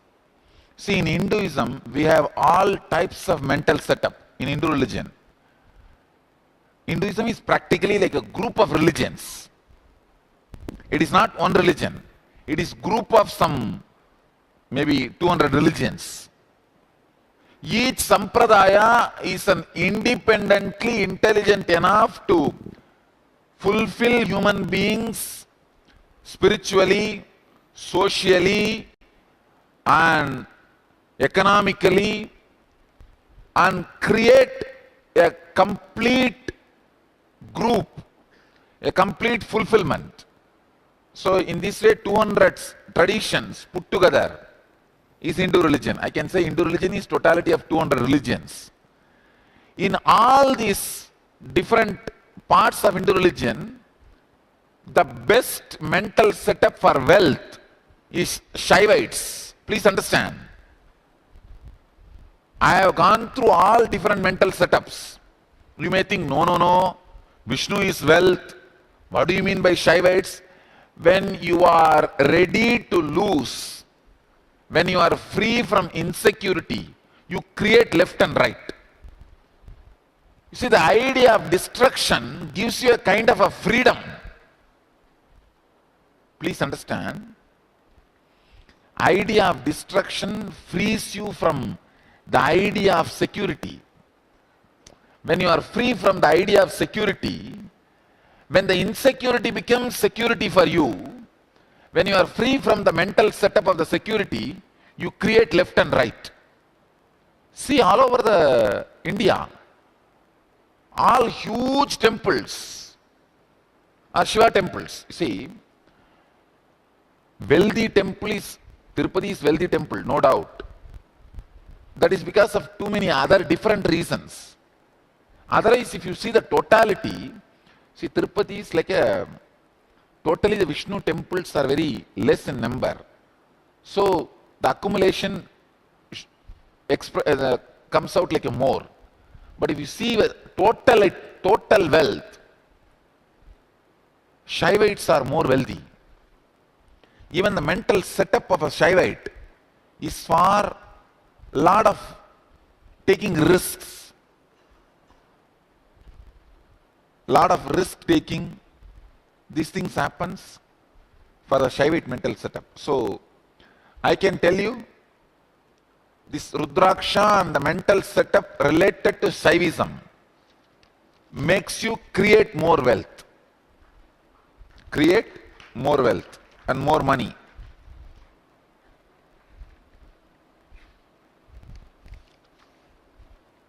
Come on, we'll start one by one. Now, I wanted you guys to share the important understanding you showed to others, but you yourself did not have till you shared with other or till your partner shared with you. See, now many of you would have had some strong clicks when your partner was sharing with you or you were sharing with your partner. So I wanted few of you guys to come out and share the whole situation so that I can address almost all possible problems related to money. I am going to make this whole program interactive. Because in the night time, if it is not interactive, it will be mono-acting. Mono-active. So I don't want to be doing mono-active program. I am going to make it interactive. Then I'll start answering all your questions. Come on, here, there's a message from Redondo Beach. In order to have wealth, someone else must go without. Idea of living simply so others can simply live. You need to catch this truth. Please understand, there is no need for somebody to lose wealth for you to have. Only if you are robbing from others, somebody need to lose. But wealth does not need to be robbed. We can create. Let us create more and more. See, in Vedic tradition, we have two things called Sanganidhi, Badmanidhi. Badmanidhi means flowered wealth, means which you create. Sanganidhi means conquered, but conquered from nature. Conch, see how a conch is conquered from the ocean and it becomes your wealth. You conquered it from nature. Conquering it from nature and flowering it, making it happen by your creativity. Nothing wrong. If you are going to create and going to conquer from nature, then you don't need to feel somebody else should become poor. No. When you create wealth, somebody else does not need to become poor. Go without wealth. Only when you are robbing, cheating, stealing from others, they have to go without wealth. We are not doing that. I am not teaching you how to rob. No, relax. I am not promoting the science of demons. I am promoting you the science of creating wealth. So when you create, someone else does not need to go without it. Understand what I am saying? So creation is not competition, it is complementing to others. Next message. I seem to create a lot of money, but it does not stay. Seems to lose it in bad investments or get spent. Can I attend this issue tomorrow? Because tomorrow I am going to work on celebrating. Today I wanted to work on destroying the wrong mental setup, cleaning wrong mental setup, then creating right mental setup, then celebrating wealth. First I wanted to teach you about the creation of right mental setup to create wealth. Then right mental setup for celebrating. So come on, you guys can come and start sharing then. Please understand, you can now share any click happened to you which you did not have earlier, happened because your partner sharing with you or you sharing with your partner. Somebody who expects money from you, if you expect love from that person, it is going to be wrong relationship. Same way, somebody expects love from you, if you expect money from that person, it is going to be wrong relationship. Wrong relationship is like trying to paste wood and gold. Yes. But neither wood is wrong nor gold is wrong. Yes. But when you start hating, yes, because of money, this problem, you are hating the wrong person. Yes. So now understand, hating the wrong person will not solve the problem. It will create only more and more problem. Now catch the truth, at least I will not hate the wrong person. Understanding it. Bring more and more understanding. At least I will not hate the wrong person. So now you can start hating the right person. Who is supposed to be hated here? The attitude of trying to establish supremacy. That needs to be hated. Not the money. You understand? Now catch. Attitude of trying to establish supremacy has to be hated. One question I have. I've seen there are many people around me with whom there are people around them who support them through, through a loss or anything. Sorry? There are people around me who have faced some loss or the other. Could be financial loss or, some loss of health. There are people who come forward for their support. And on the other hand, there are some other people, if they lose something, people move away from them. How does this happen? And if I have to create a strong, social experience wherein people come forward, how do I do that?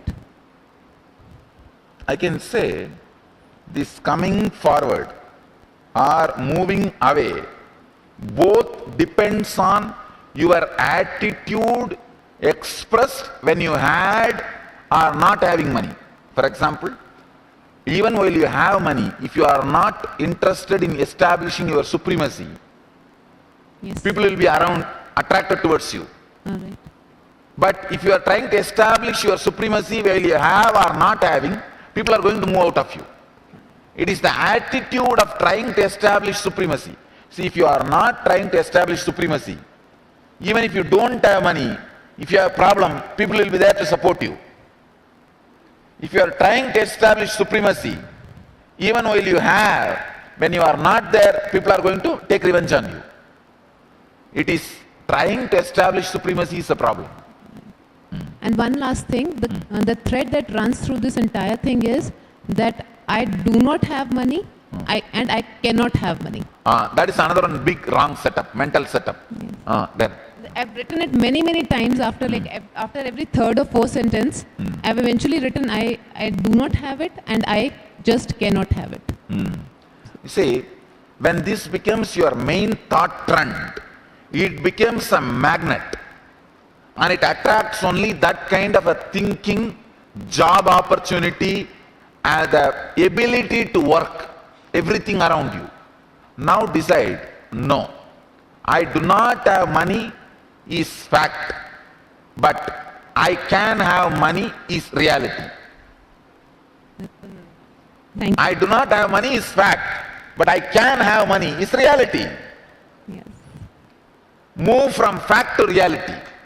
Don't seal reality based on fact. Fact is not reality. It is of reality or one portion of reality.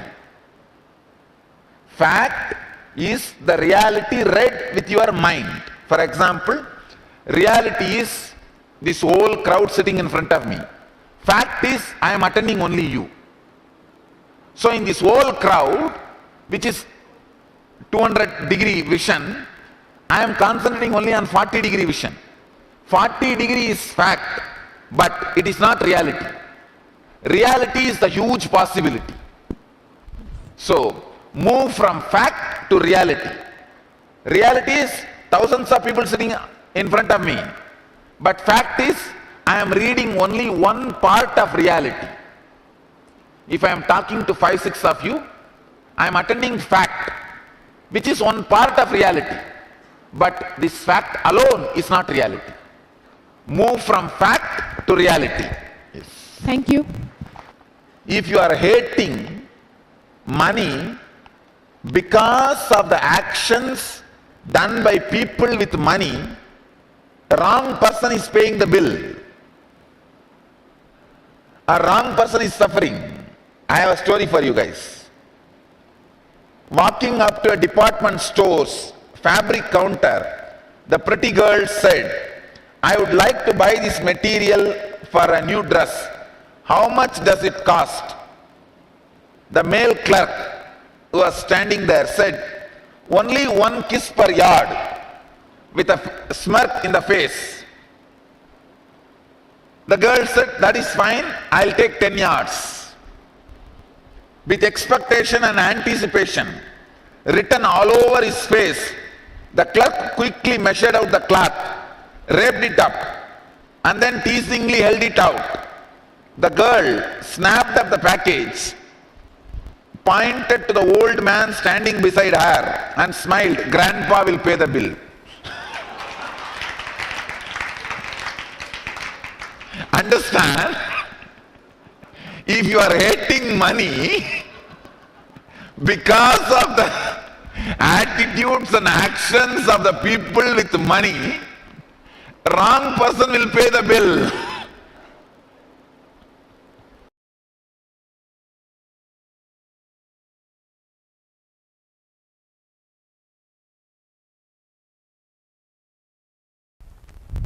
Now sit few minutes, pen down all the remaining complaints and worries you have about money, which you wanted to unclutch now. Pen down, then I'll guide you into unclutching.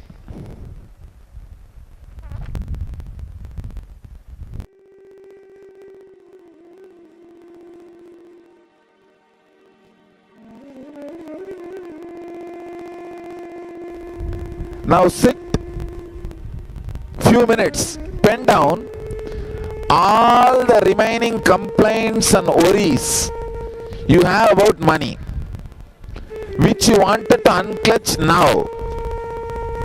Pen down.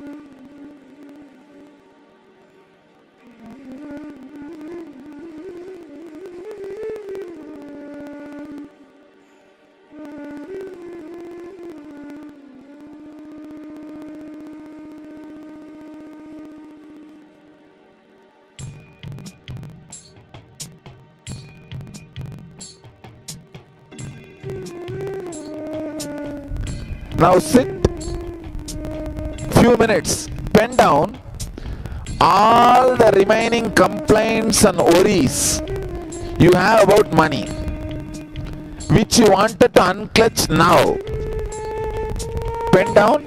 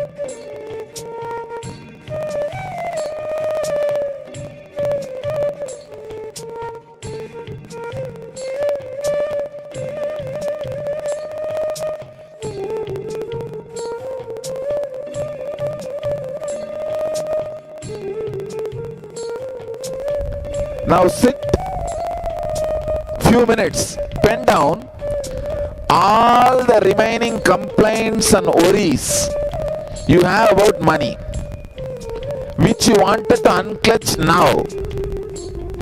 Pen down.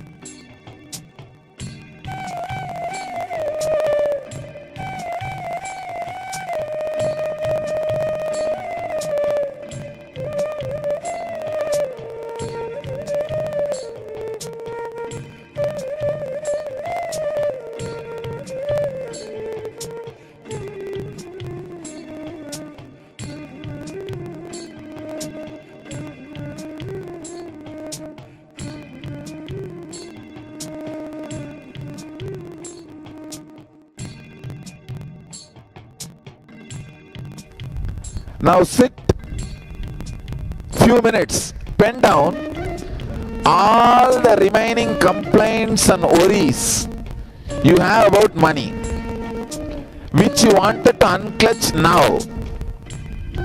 Pen down.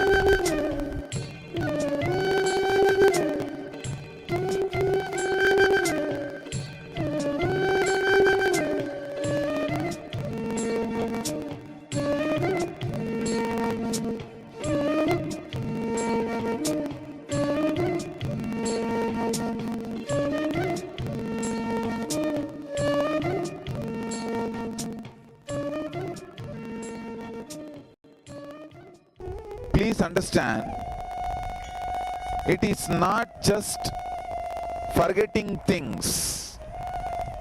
Unclutching is conscious process to dispose, throw away wrong mental setup which really works. It is not ordinary faith or belief, or it is not just one more fantasy or visualization. It is a powerful, straightforward system which works and gives the result. Now consciously decide you do not want any of these worries, complaints anymore in your life. You are not interested in entertaining them anymore. Please understand, 80% of your energy gets wasted not finding solution for problems, finding solutions for the same old problems again and again and again. Yesterday you would have spent 3 hours for some internal problem and finally found solution. And today morning after you wake up, you would have completely forgotten the thought trend which you went through yesterday and found solution. Today again you will start from the zero. And after you find the solution, you realize, oh God, yesterday I came to the same conclusion. After thinking 3 hours, yesterday I came to the same conclusion. Why did I do this mistake of again sitting and worrying for 3 hours to come to this conclusion? Who knows? Only you know. Why did you do the same foolish calculation to come to the same conclusion 3 hours again? Most of your time and energy is wasted not in finding solution for new problems, reinventing solution for the same old problems which you are carrying from the age of 3. Most of your problems are nothing more than from the age of 3, what you carry. Please be very clear. We have not become matured enough to have matured problems. All our problems are just immature babies' problems. But because now you need to show you are a big guy, you just add some extra fixtures to that problem, that's all. Otherwise, it is the same rut. You go round, go round, go round, go round, go round. The problem which you are facing and solving at the age of 3 and the problem which you are facing and solving in your deathbed is one and the same. Only thing, consciously you do not unclutch from it. Consciously you do not work with it. Now decide consciously with will, I do not want this mental setup anymore. I do not want to remember these problems anymore. I am not interested in thinking once more to find solution for the same problems anymore. Enough. Tell yourself very clearly, consciously, and unclutch.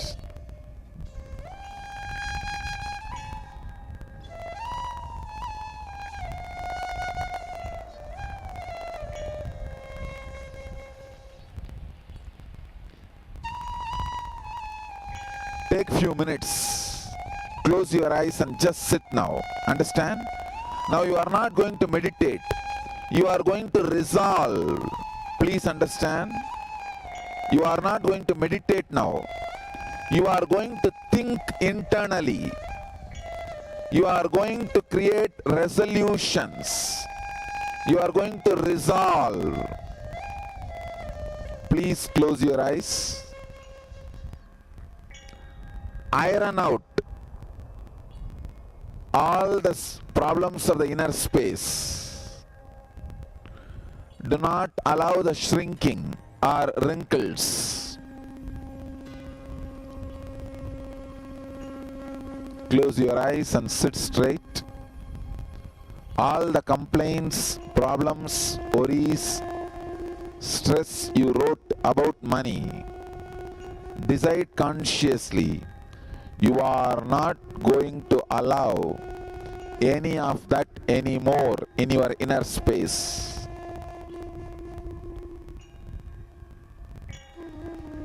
You are not interested in entertaining any of them anymore in your inner space. Just break from it.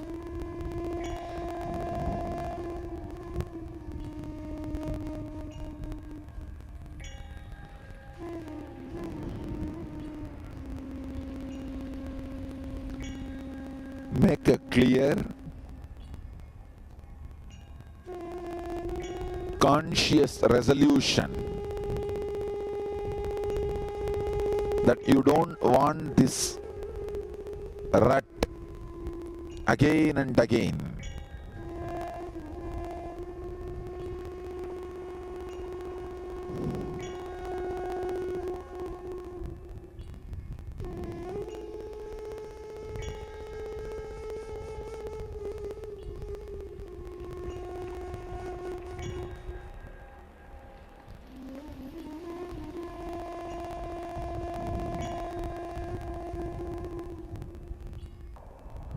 In you, that you are unclutching from all these complaints, worries, mental setup clearly out of your free will.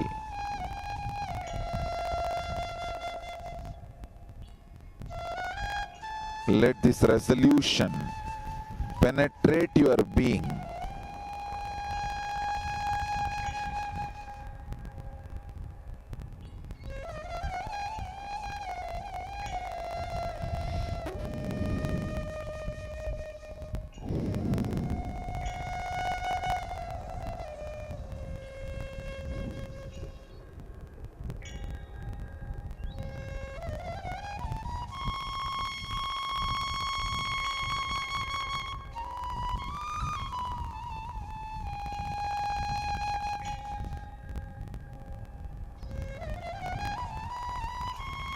Each and every complaint, worry, stress you wanted to unclutch, remember it consciously and throw it away. You can't throw away without even remembering. Remember clearly, consciously, and unclutch from it. Resolve to break from that mental setup. Your resolution really works.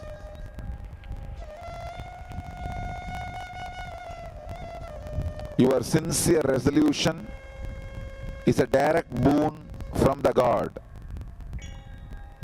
Anything you sincerely resolve will become your life.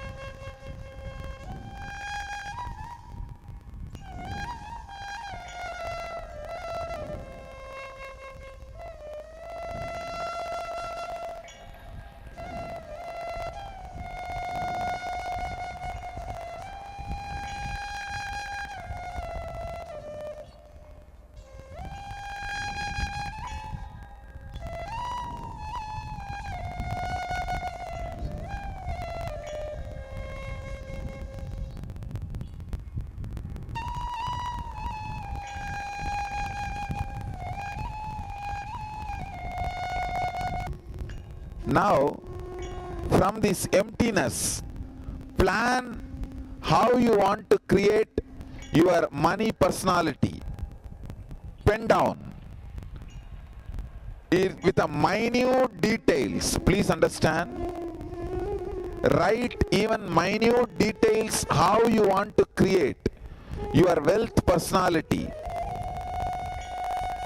The car you want to drive, the house you want to have, the money you want to have, the mental setup related to money you want to have, how your conversations about money should be or with money should be.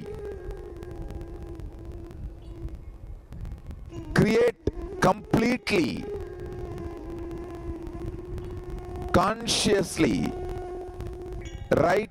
Please understand, now what you are going to write is going to become your mental setup. I am going to program you.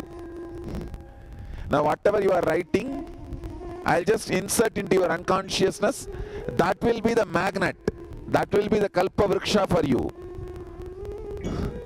It is going to become reality. So if you want $1 billion, now itself write billion. Don't think, oh, let me write million now. After all, later on I can update. No. Write exactly how your wealth personality should be, how your money aspect should be.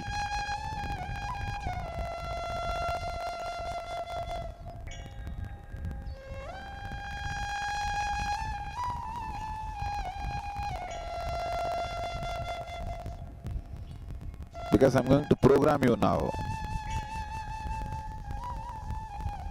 Program your whole inner space, unconscious, so that you will have a new money personality, wealth personality.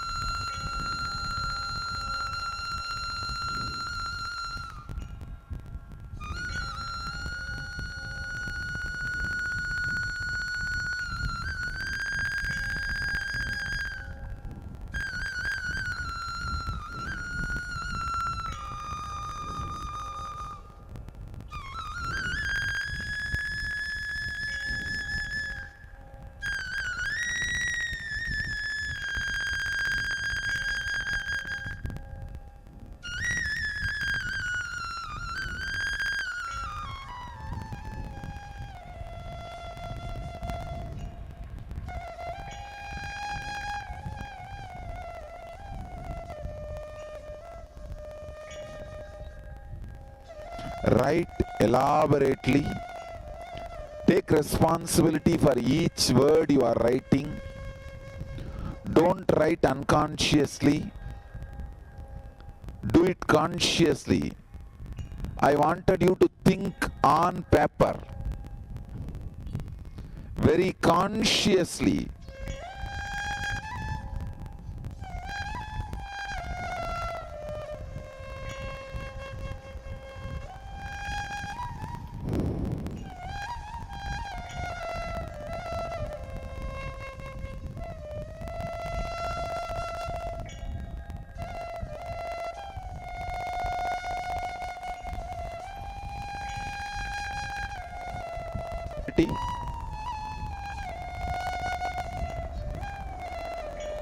Okay.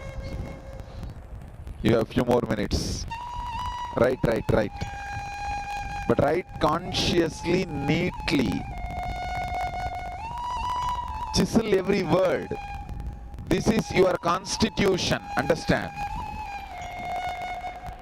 This is going to be your constitution.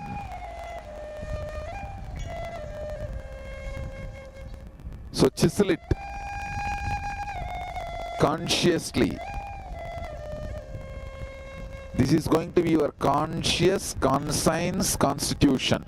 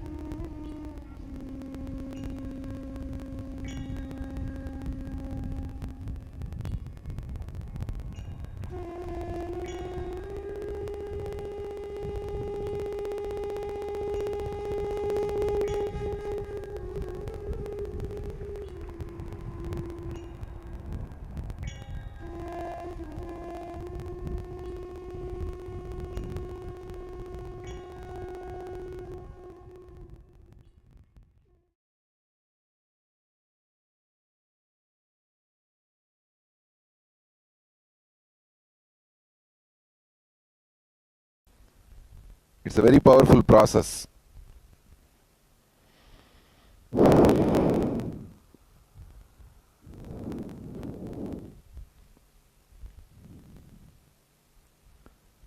Read whatever you wrote at least 5 times internally. Now, then I'll lead you into Samana Kriya. See, Samana Kriya is the process to program your identity. Now, Samana Kriya means inhaling as slowly as possible, holding as long as possible, exhaling as slowly as possible, holding the lungs empty as long as possible. Especially if you do this Samana Kriya in the late night, whatever personality you create, just like that it will be created. I can tell you, even if you want to build your body, just repeat that body with highly trained muscles 5 times and do Samana Kriya, your body will start getting built. You may be thinking that I am joking. You do not know the power of programming. Programming your body, programming your muscle memory is a very powerful technique. I'll show you the power of that now. You will see in your life. Please, whatever you wrote, take that paper, read it at least 5 times for yourself. Not loudly, just for yourself. Read.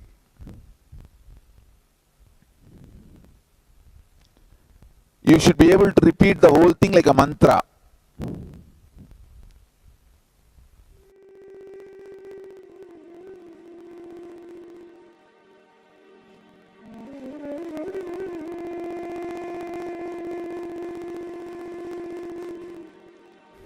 Please, whatever you wrote, take that paper, read it at least 5 times for yourself. Not loudly, just for yourself. Read.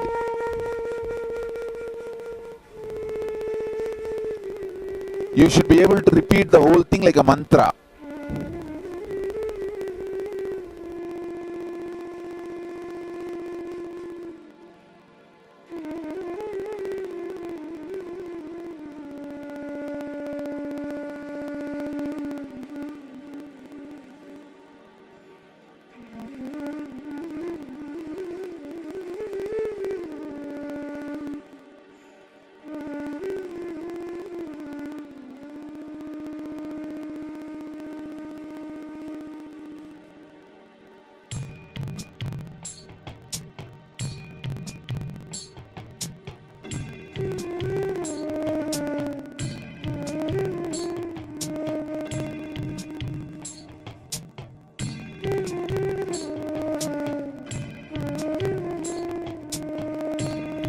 Please, whatever you wrote, take that paper, read it at least 5 times for yourself.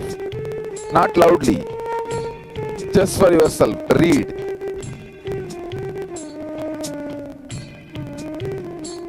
You should be able to repeat the whole thing like a mantra.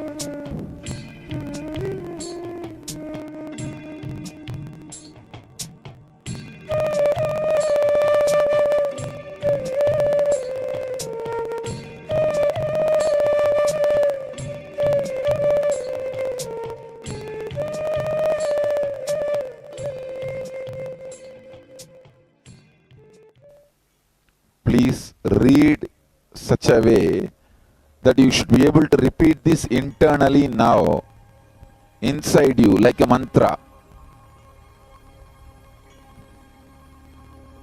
Read at least 5 times, not loudly, but inside you.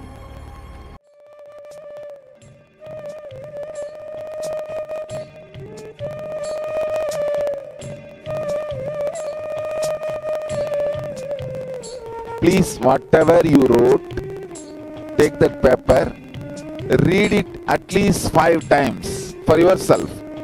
Not loudly, just for yourself. Read.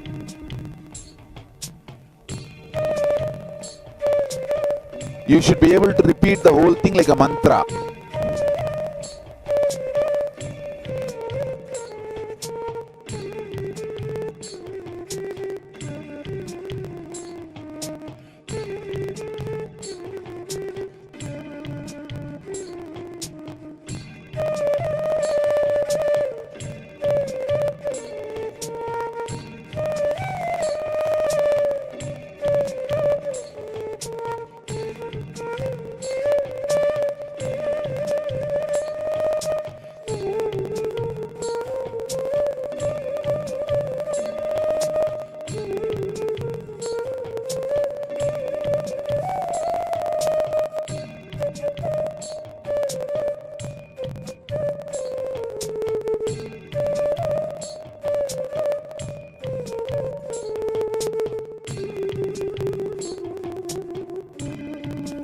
Please, whatever you wrote, take that paper, read it at least 5 times for yourself, not loudly, just for yourself. Read.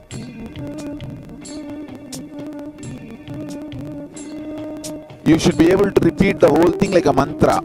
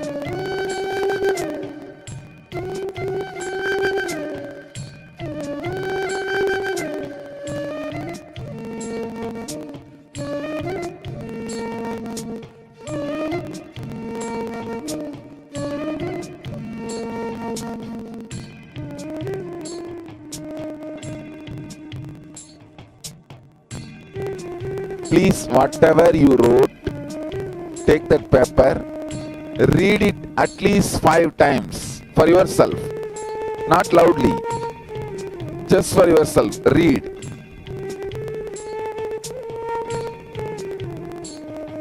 You should be able to repeat the whole thing like a mantra.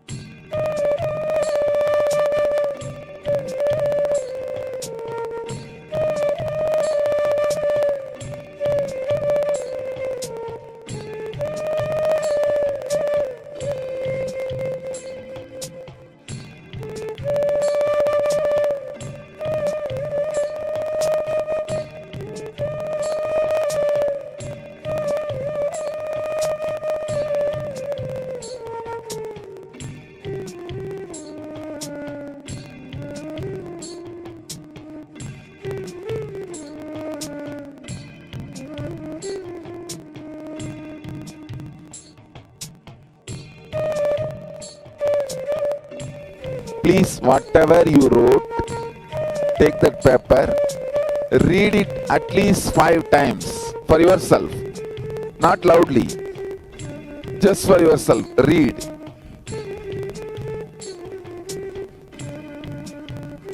You should be able to repeat the whole thing like a mantra.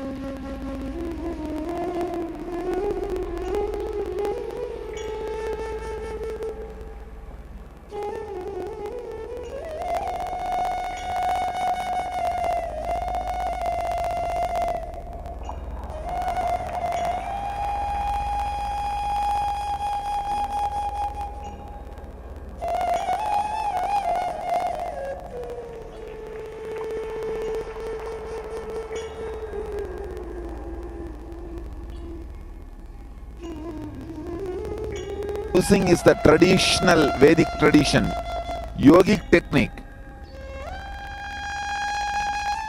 I'm combining the modern day techniques and the ancient Vedic techniques. Come on.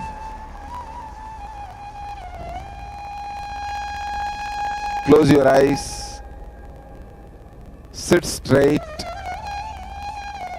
Please understand. Now I am literally programming your mind, unconscious mind, through yogic way with these ideas.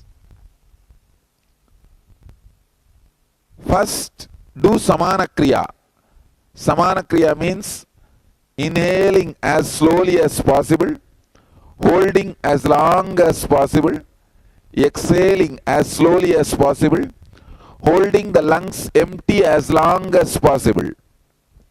Please understand, if you are already having high blood pressure or any other serious heart conditions or serious illness related to lungs or any other serious diseases, please don't do this kriya.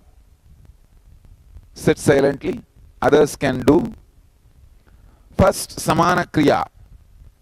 After that, repeat internally now whatever you wrote. You need to repeat it like a mantra completely.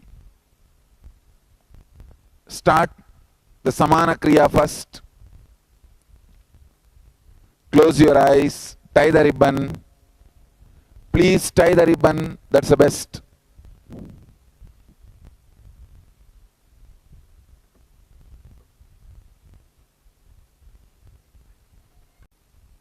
First, do samana kriya. Samana kriya means inhaling as slowly as possible, holding as long as possible, exhaling as slowly as possible, holding the lungs empty as long as possible. Please understand, if you are already having high blood pressure or any other serious heart conditions or serious illness related to lungs or any other serious diseases, please don't do this kriya. Sit silently. Others can do. First, samana kriya. After that, repeat internally now whatever you wrote. You need to repeat it like a mantra completely. Start the samana kriya first. Close your eyes. Tie the ribbon. Please tie the ribbon. That's the best.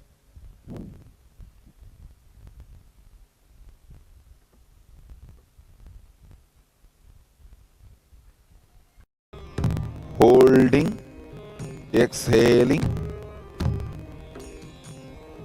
holding the lungs empty,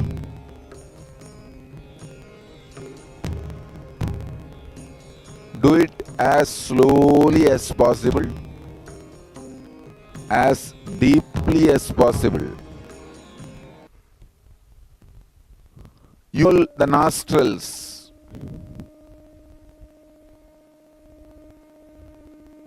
Do not do just by your will.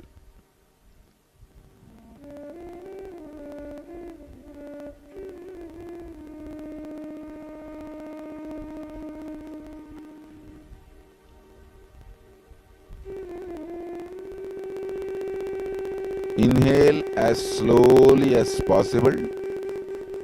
Hold as long as possible. Exhale as slowly as possible. Hold the lungs empty as long as possible. Do the same process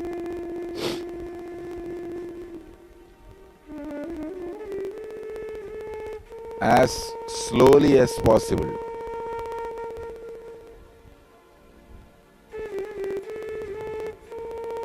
When you are holding your lungs full and lungs empty, repeat all the words you created inside how your wealth personality should be.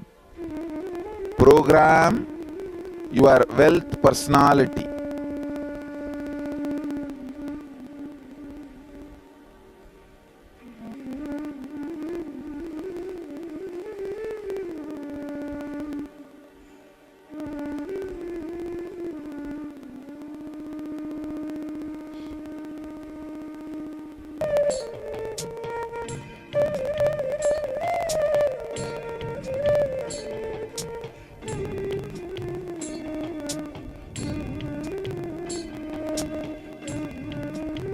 As slowly as possible, as long as possible.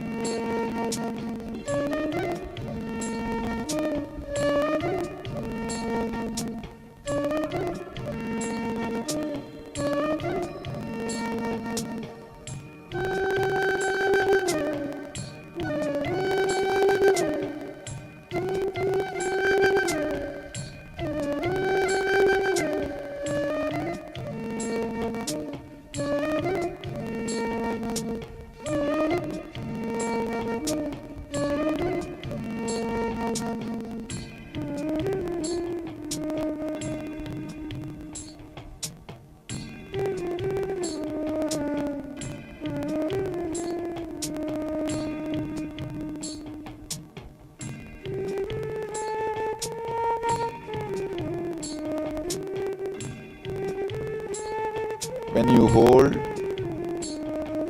your lungs full and when you hold your lungs empty, both time, repeat these words like a mantra, programming your subconsciousness.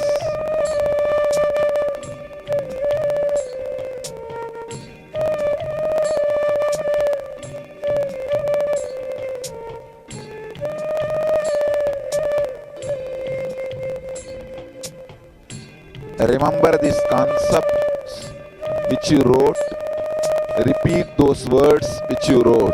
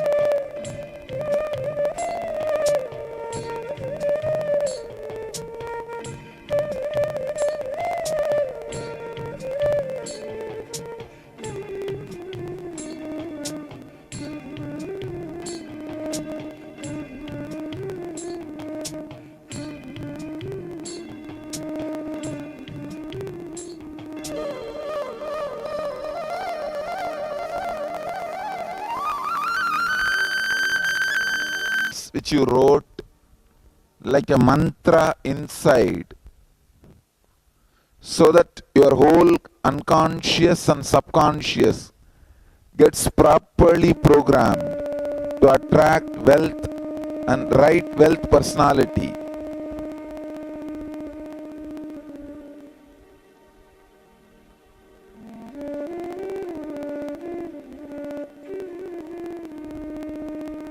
You want to remember it clearly, you can read them once or twice, but program with the right words as you wrote. If you want, you can read, but do it clearly, because this is going to become your personality, wealth personality.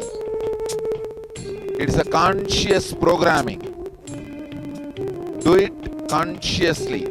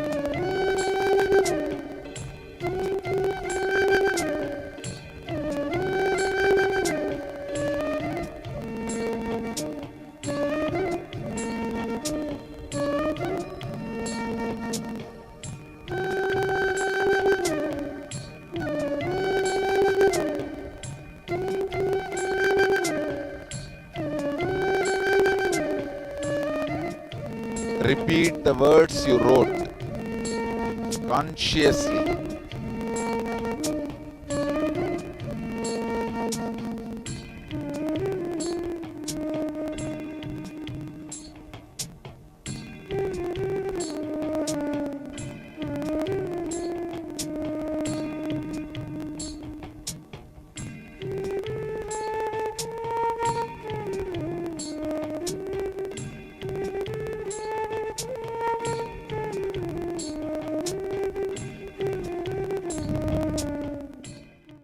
Now continue the Samana Kriya and continue to repeat those words inside you. Program it thoroughly.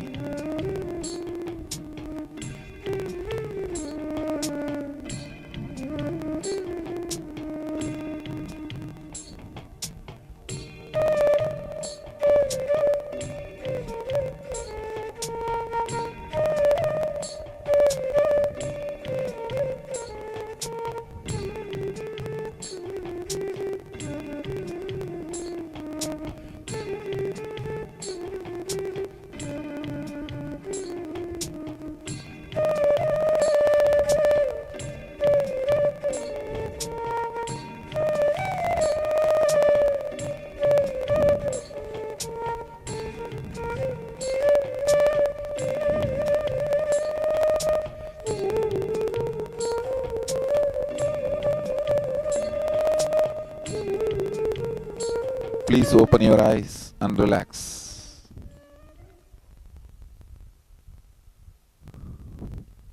Take few minutes to read what you wrote once more.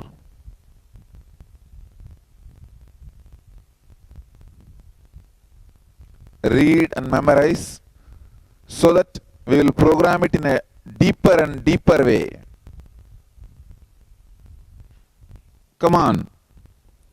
If you have completed reading, do it again. Now again I want you to do Samana Kriya.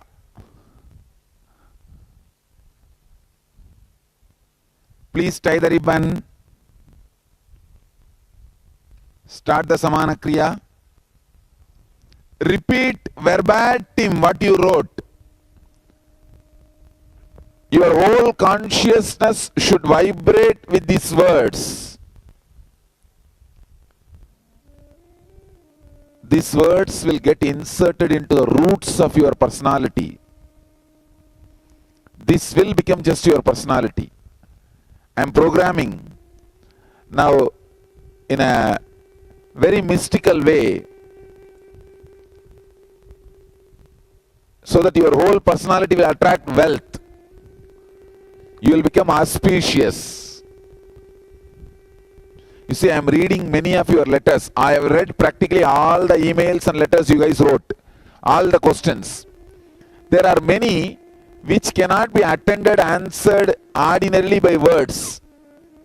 I can only just create a flood of energy inside you and erase all these problems. That's what I am doing now. So tie the ribbon. Again start the Samana Kriya.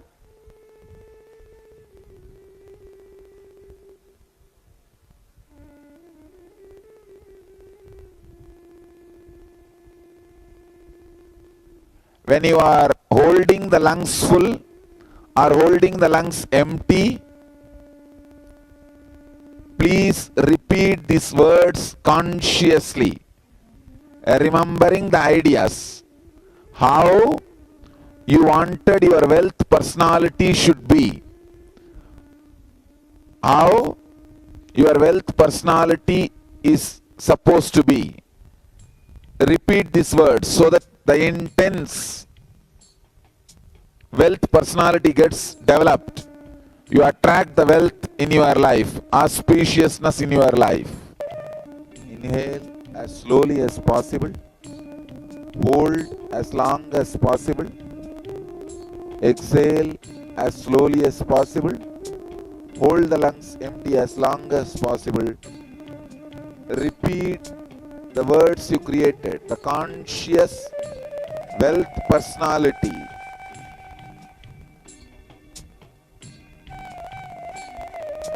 strongly inside you, so that your core becomes a magnet and attracts wealth.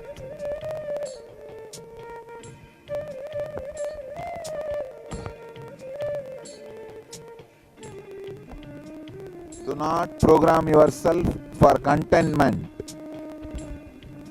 Don't use the words like enough and all that. Just attract abundance. Limitless abundance.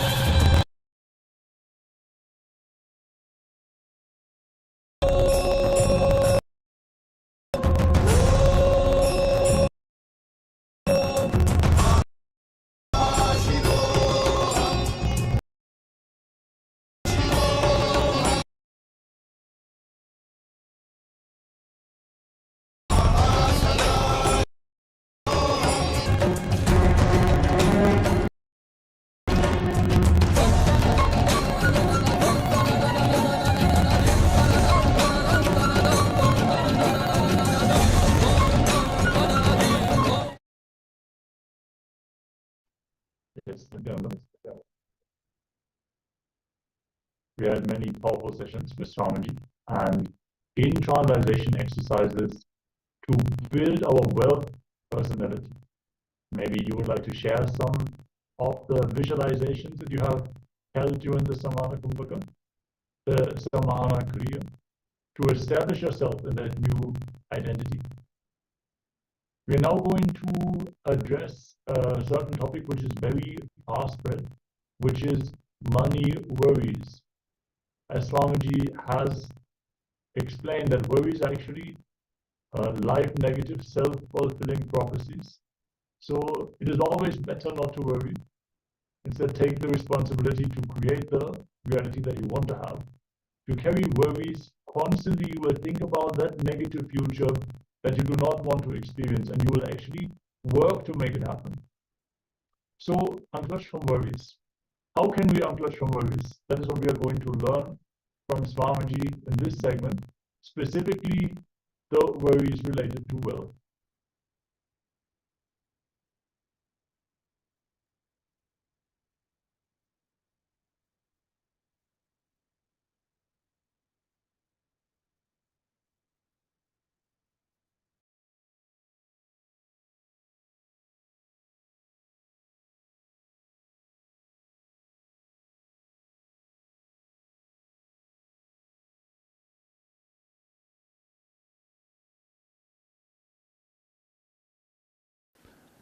I give you the essence of the whole program.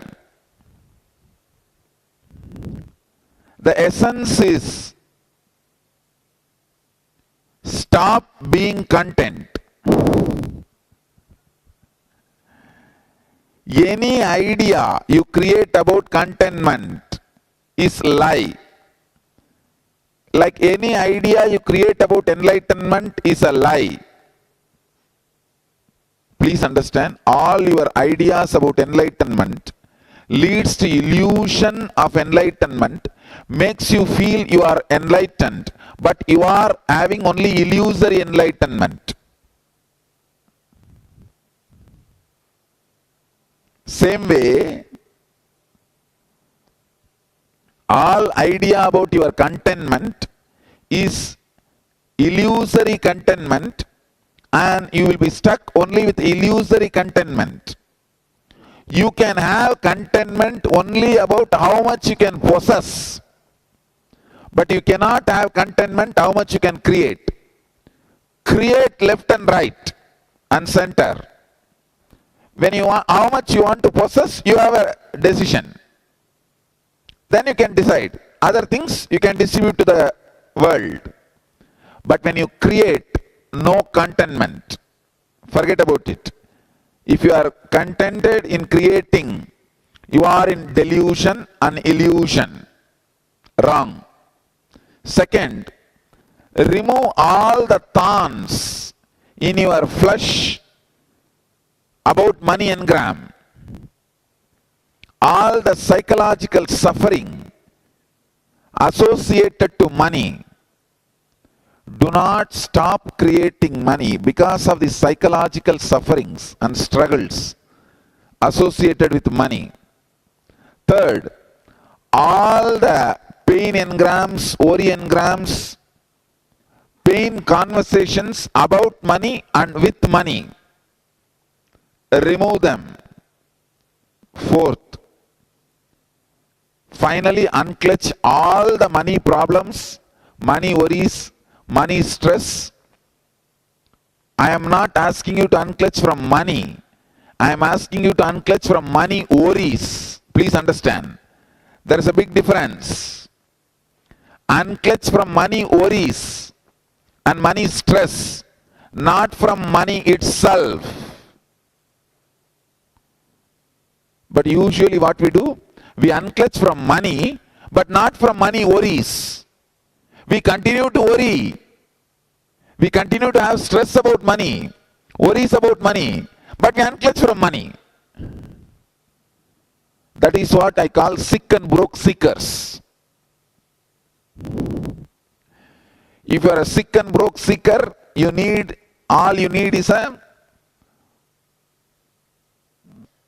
that homeless shelter. Homeless shelter in New York, not spiritual enlightenment. Change the mental setup of sick and broke seeker. Unclutch from money worries and money stress, but not from the money itself. And next important, very important sacred secret. You should mark these words. Money is life. Not having money means not having right personality, right programming, right understanding, a right consciousness. That's the right word. Money is wealth consciousness. Lakshmi is part of you. If you are not having Lakshmi, be very clear, one part of your consciousness is not active, alive. You are caught in some sickness. And create a new mental setup to attract wealth. Highly enthusiastic, exciting, inspiring, creative mental setup, which is constantly working, planning. Do not have blind spot about your time. Usually morning 2 hours you plan what to do. 3rd hour till evening you are just lying down on the couch. That is what I call blind spot. There is so much of time and energy in you is caught in blind spot without being properly used. Without being used in creative way. Take responsibility for your life. Remove all the blind spot. Continuously sit and pen down how you want to create what you want to work in an elaborate way. And declare that again and again to your friends and family through Facebook, in all possible social media. Go on declaring what you are going to do in the Facebook, so that now you are forced to do it. That becomes your commitment. That becomes your life. Of course, ultimately I have a few things to tell you. Money and wealth is not all about comforts and luxury. Comforts and luxury is one part of money and wealth. It is all about complete fulfillment. The overall fulfillment, please understand, fulfillment is not contentment. Contentment is different from fulfillment. Trupti is different, Purnatva is different. Trupti is contentment, useless. Donkey Vedanta. And Purnatva is Nithyananda's Vedanta. My Vedanta is different from. Let all your muscles work like a machine which can't be switched off. Understand? Let your muscle memory and muscles be alive, burning, to swallow anything which comes in front of it. Be continuously active and working.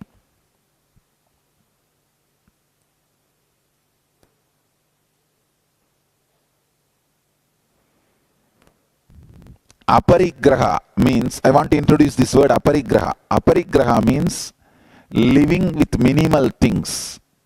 That does not mean you will not create it.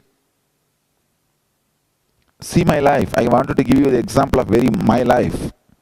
I create so much, display so much, but in my personal life still I sleep on the ground.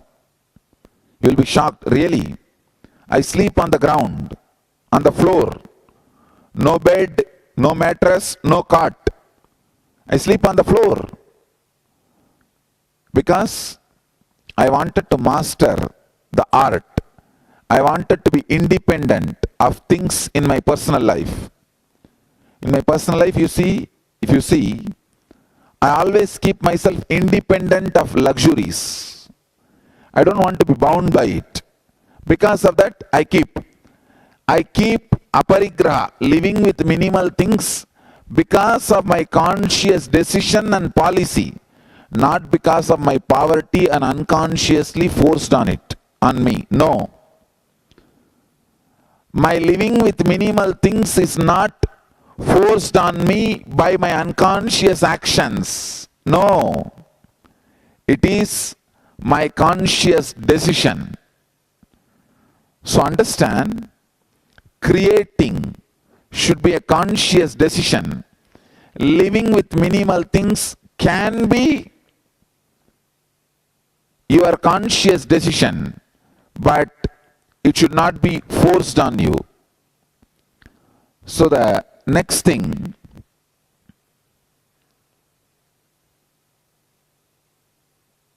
how do I know I completed with my enemies, with whom I have hurt and now I healed? It seems somebody had a bad relationship, now they spoke to that person and healed it. How do I know I have completed it? Make that person go through this program. He will call you to complete.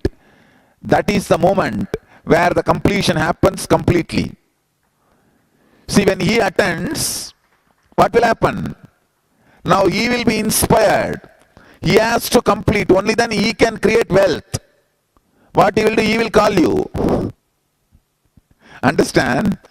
You just calling completes only on your side. When he calls you, the healing on you will be complete.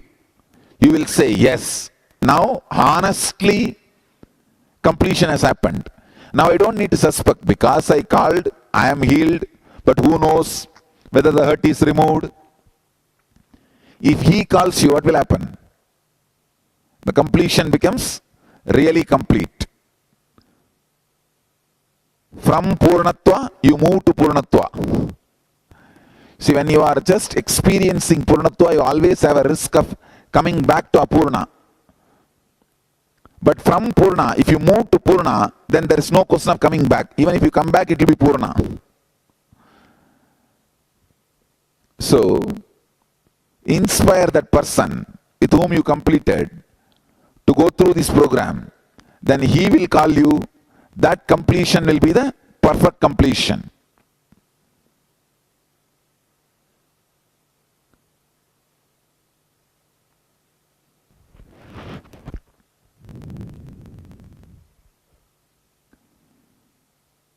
Nowadays, I have decided to create programs just on one concept. See, the biggest problem about me is I am like an ocean. You come and sit in front of me for 10 days or 12 days or 4 days, any program. You just can't grasp. You just lose. Finally, end of the program, you got so much, you don't even know what all you got.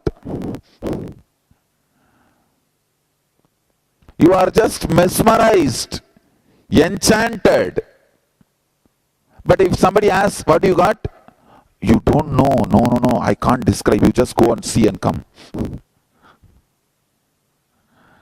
Now I decided, I'm going to give you straight. I'm going to work only on one subject, but deeply. That is the reason I created this N programs. So I can say, I have successfully inspired all of you to restart, to begin your wealth creation personality or wealth consciousness. How many of you feel that the moment you go out from today, you are going to start something creative, solid for wealth? Wow. Then practically I have done it. I have done something solid. I can say I am adding to the wealth and infrastructure of the world by inspiring almost 1,000 people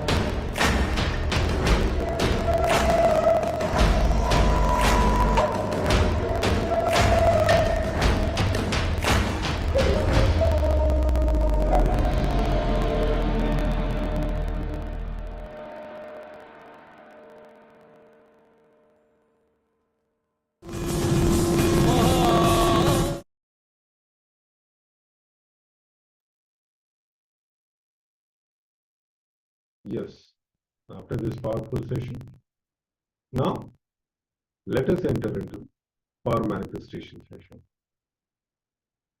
Today, we'll be working on increasing the weight. So get ready so that we can enter into the power manifestation. After every powerful cognition, it helps you to manifest power. The more and more you cognize this powerful cognition, it will help you to manifest the power. Yes, so let us take the first measurement of the object you want to increase the weight of. If you have a body weight scale, you can manifest this power on your own body. If you do not have a body weight scale, you can use maybe a kitchen scale or any comparative measurement. If you really do not have any other measurement ways available, you can use a weight scale estimation app on your phone. So use a small object like an apple, something of that size, and you can even declare the amount by how much the weight has changed. Participants have changed the weight for more than 100 grams, so don't be shy, declare big, and manifest this power successfully. So take the first measurement, then we're going to enter into the power manifestation. And then once we conclude the session, you're going to take the second measurement to see by how much the weight has changed. Yes. Now, let's enter into power manifestation. Keep chanting the Mahavakya intensely. Remember, visualize Paramashivoham has come down as Bhagavan Nithyananda Paramashivoham from Kailasa. Remember Paramashivoham in your third eye. Sit with a powerful cognition. Meditate on it. Think intensely. You are Nithyananda Paramashivoham. Anything else you think as your identity is delusion. Drop it. You are Nithyananda Paramashivoham. To be in that oneness space, manifest power to third eye. You can increase or decrease the weight of your body or an object to the third eye. Before that, check your weight. Then, chant intensely the Mahavakya. Om Nithyananda Paramashivoham.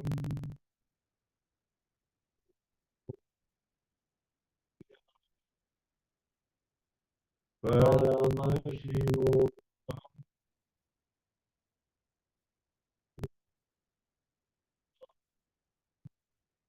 Paramashivoham. Keep intensely chanting this Mahavakya. Be in the space of oneness. Request Swamiji to increase your weight. Remember Swamiji to the third eye. Have this powerful cognition that you are Paramashiva. Have that oneness space with Swamiji. And whatever weight you want to increase, just declare to increase the weight. As we keep chanting the Mahavakya, now let us enter into this power manifestation.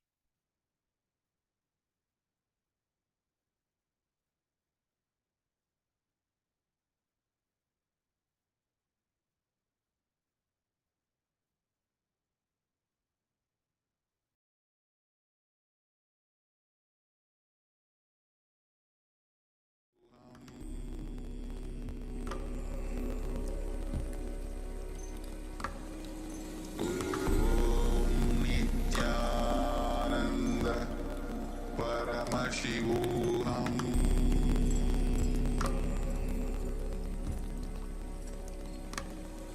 Om Nithyananda Paramashivoham.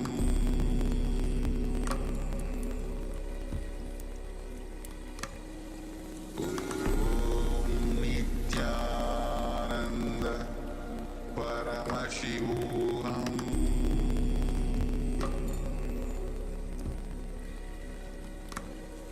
Om Nithyananda Paramashivoham.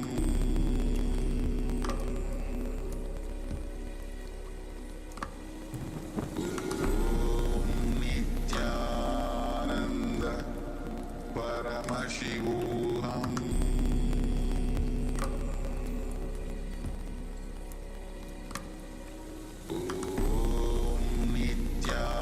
Nithyananda Paramashivoham.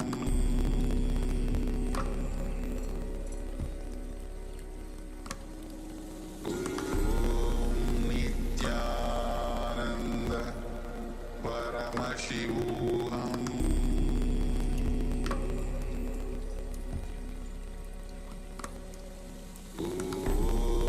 Nithyananda Paramashivoham.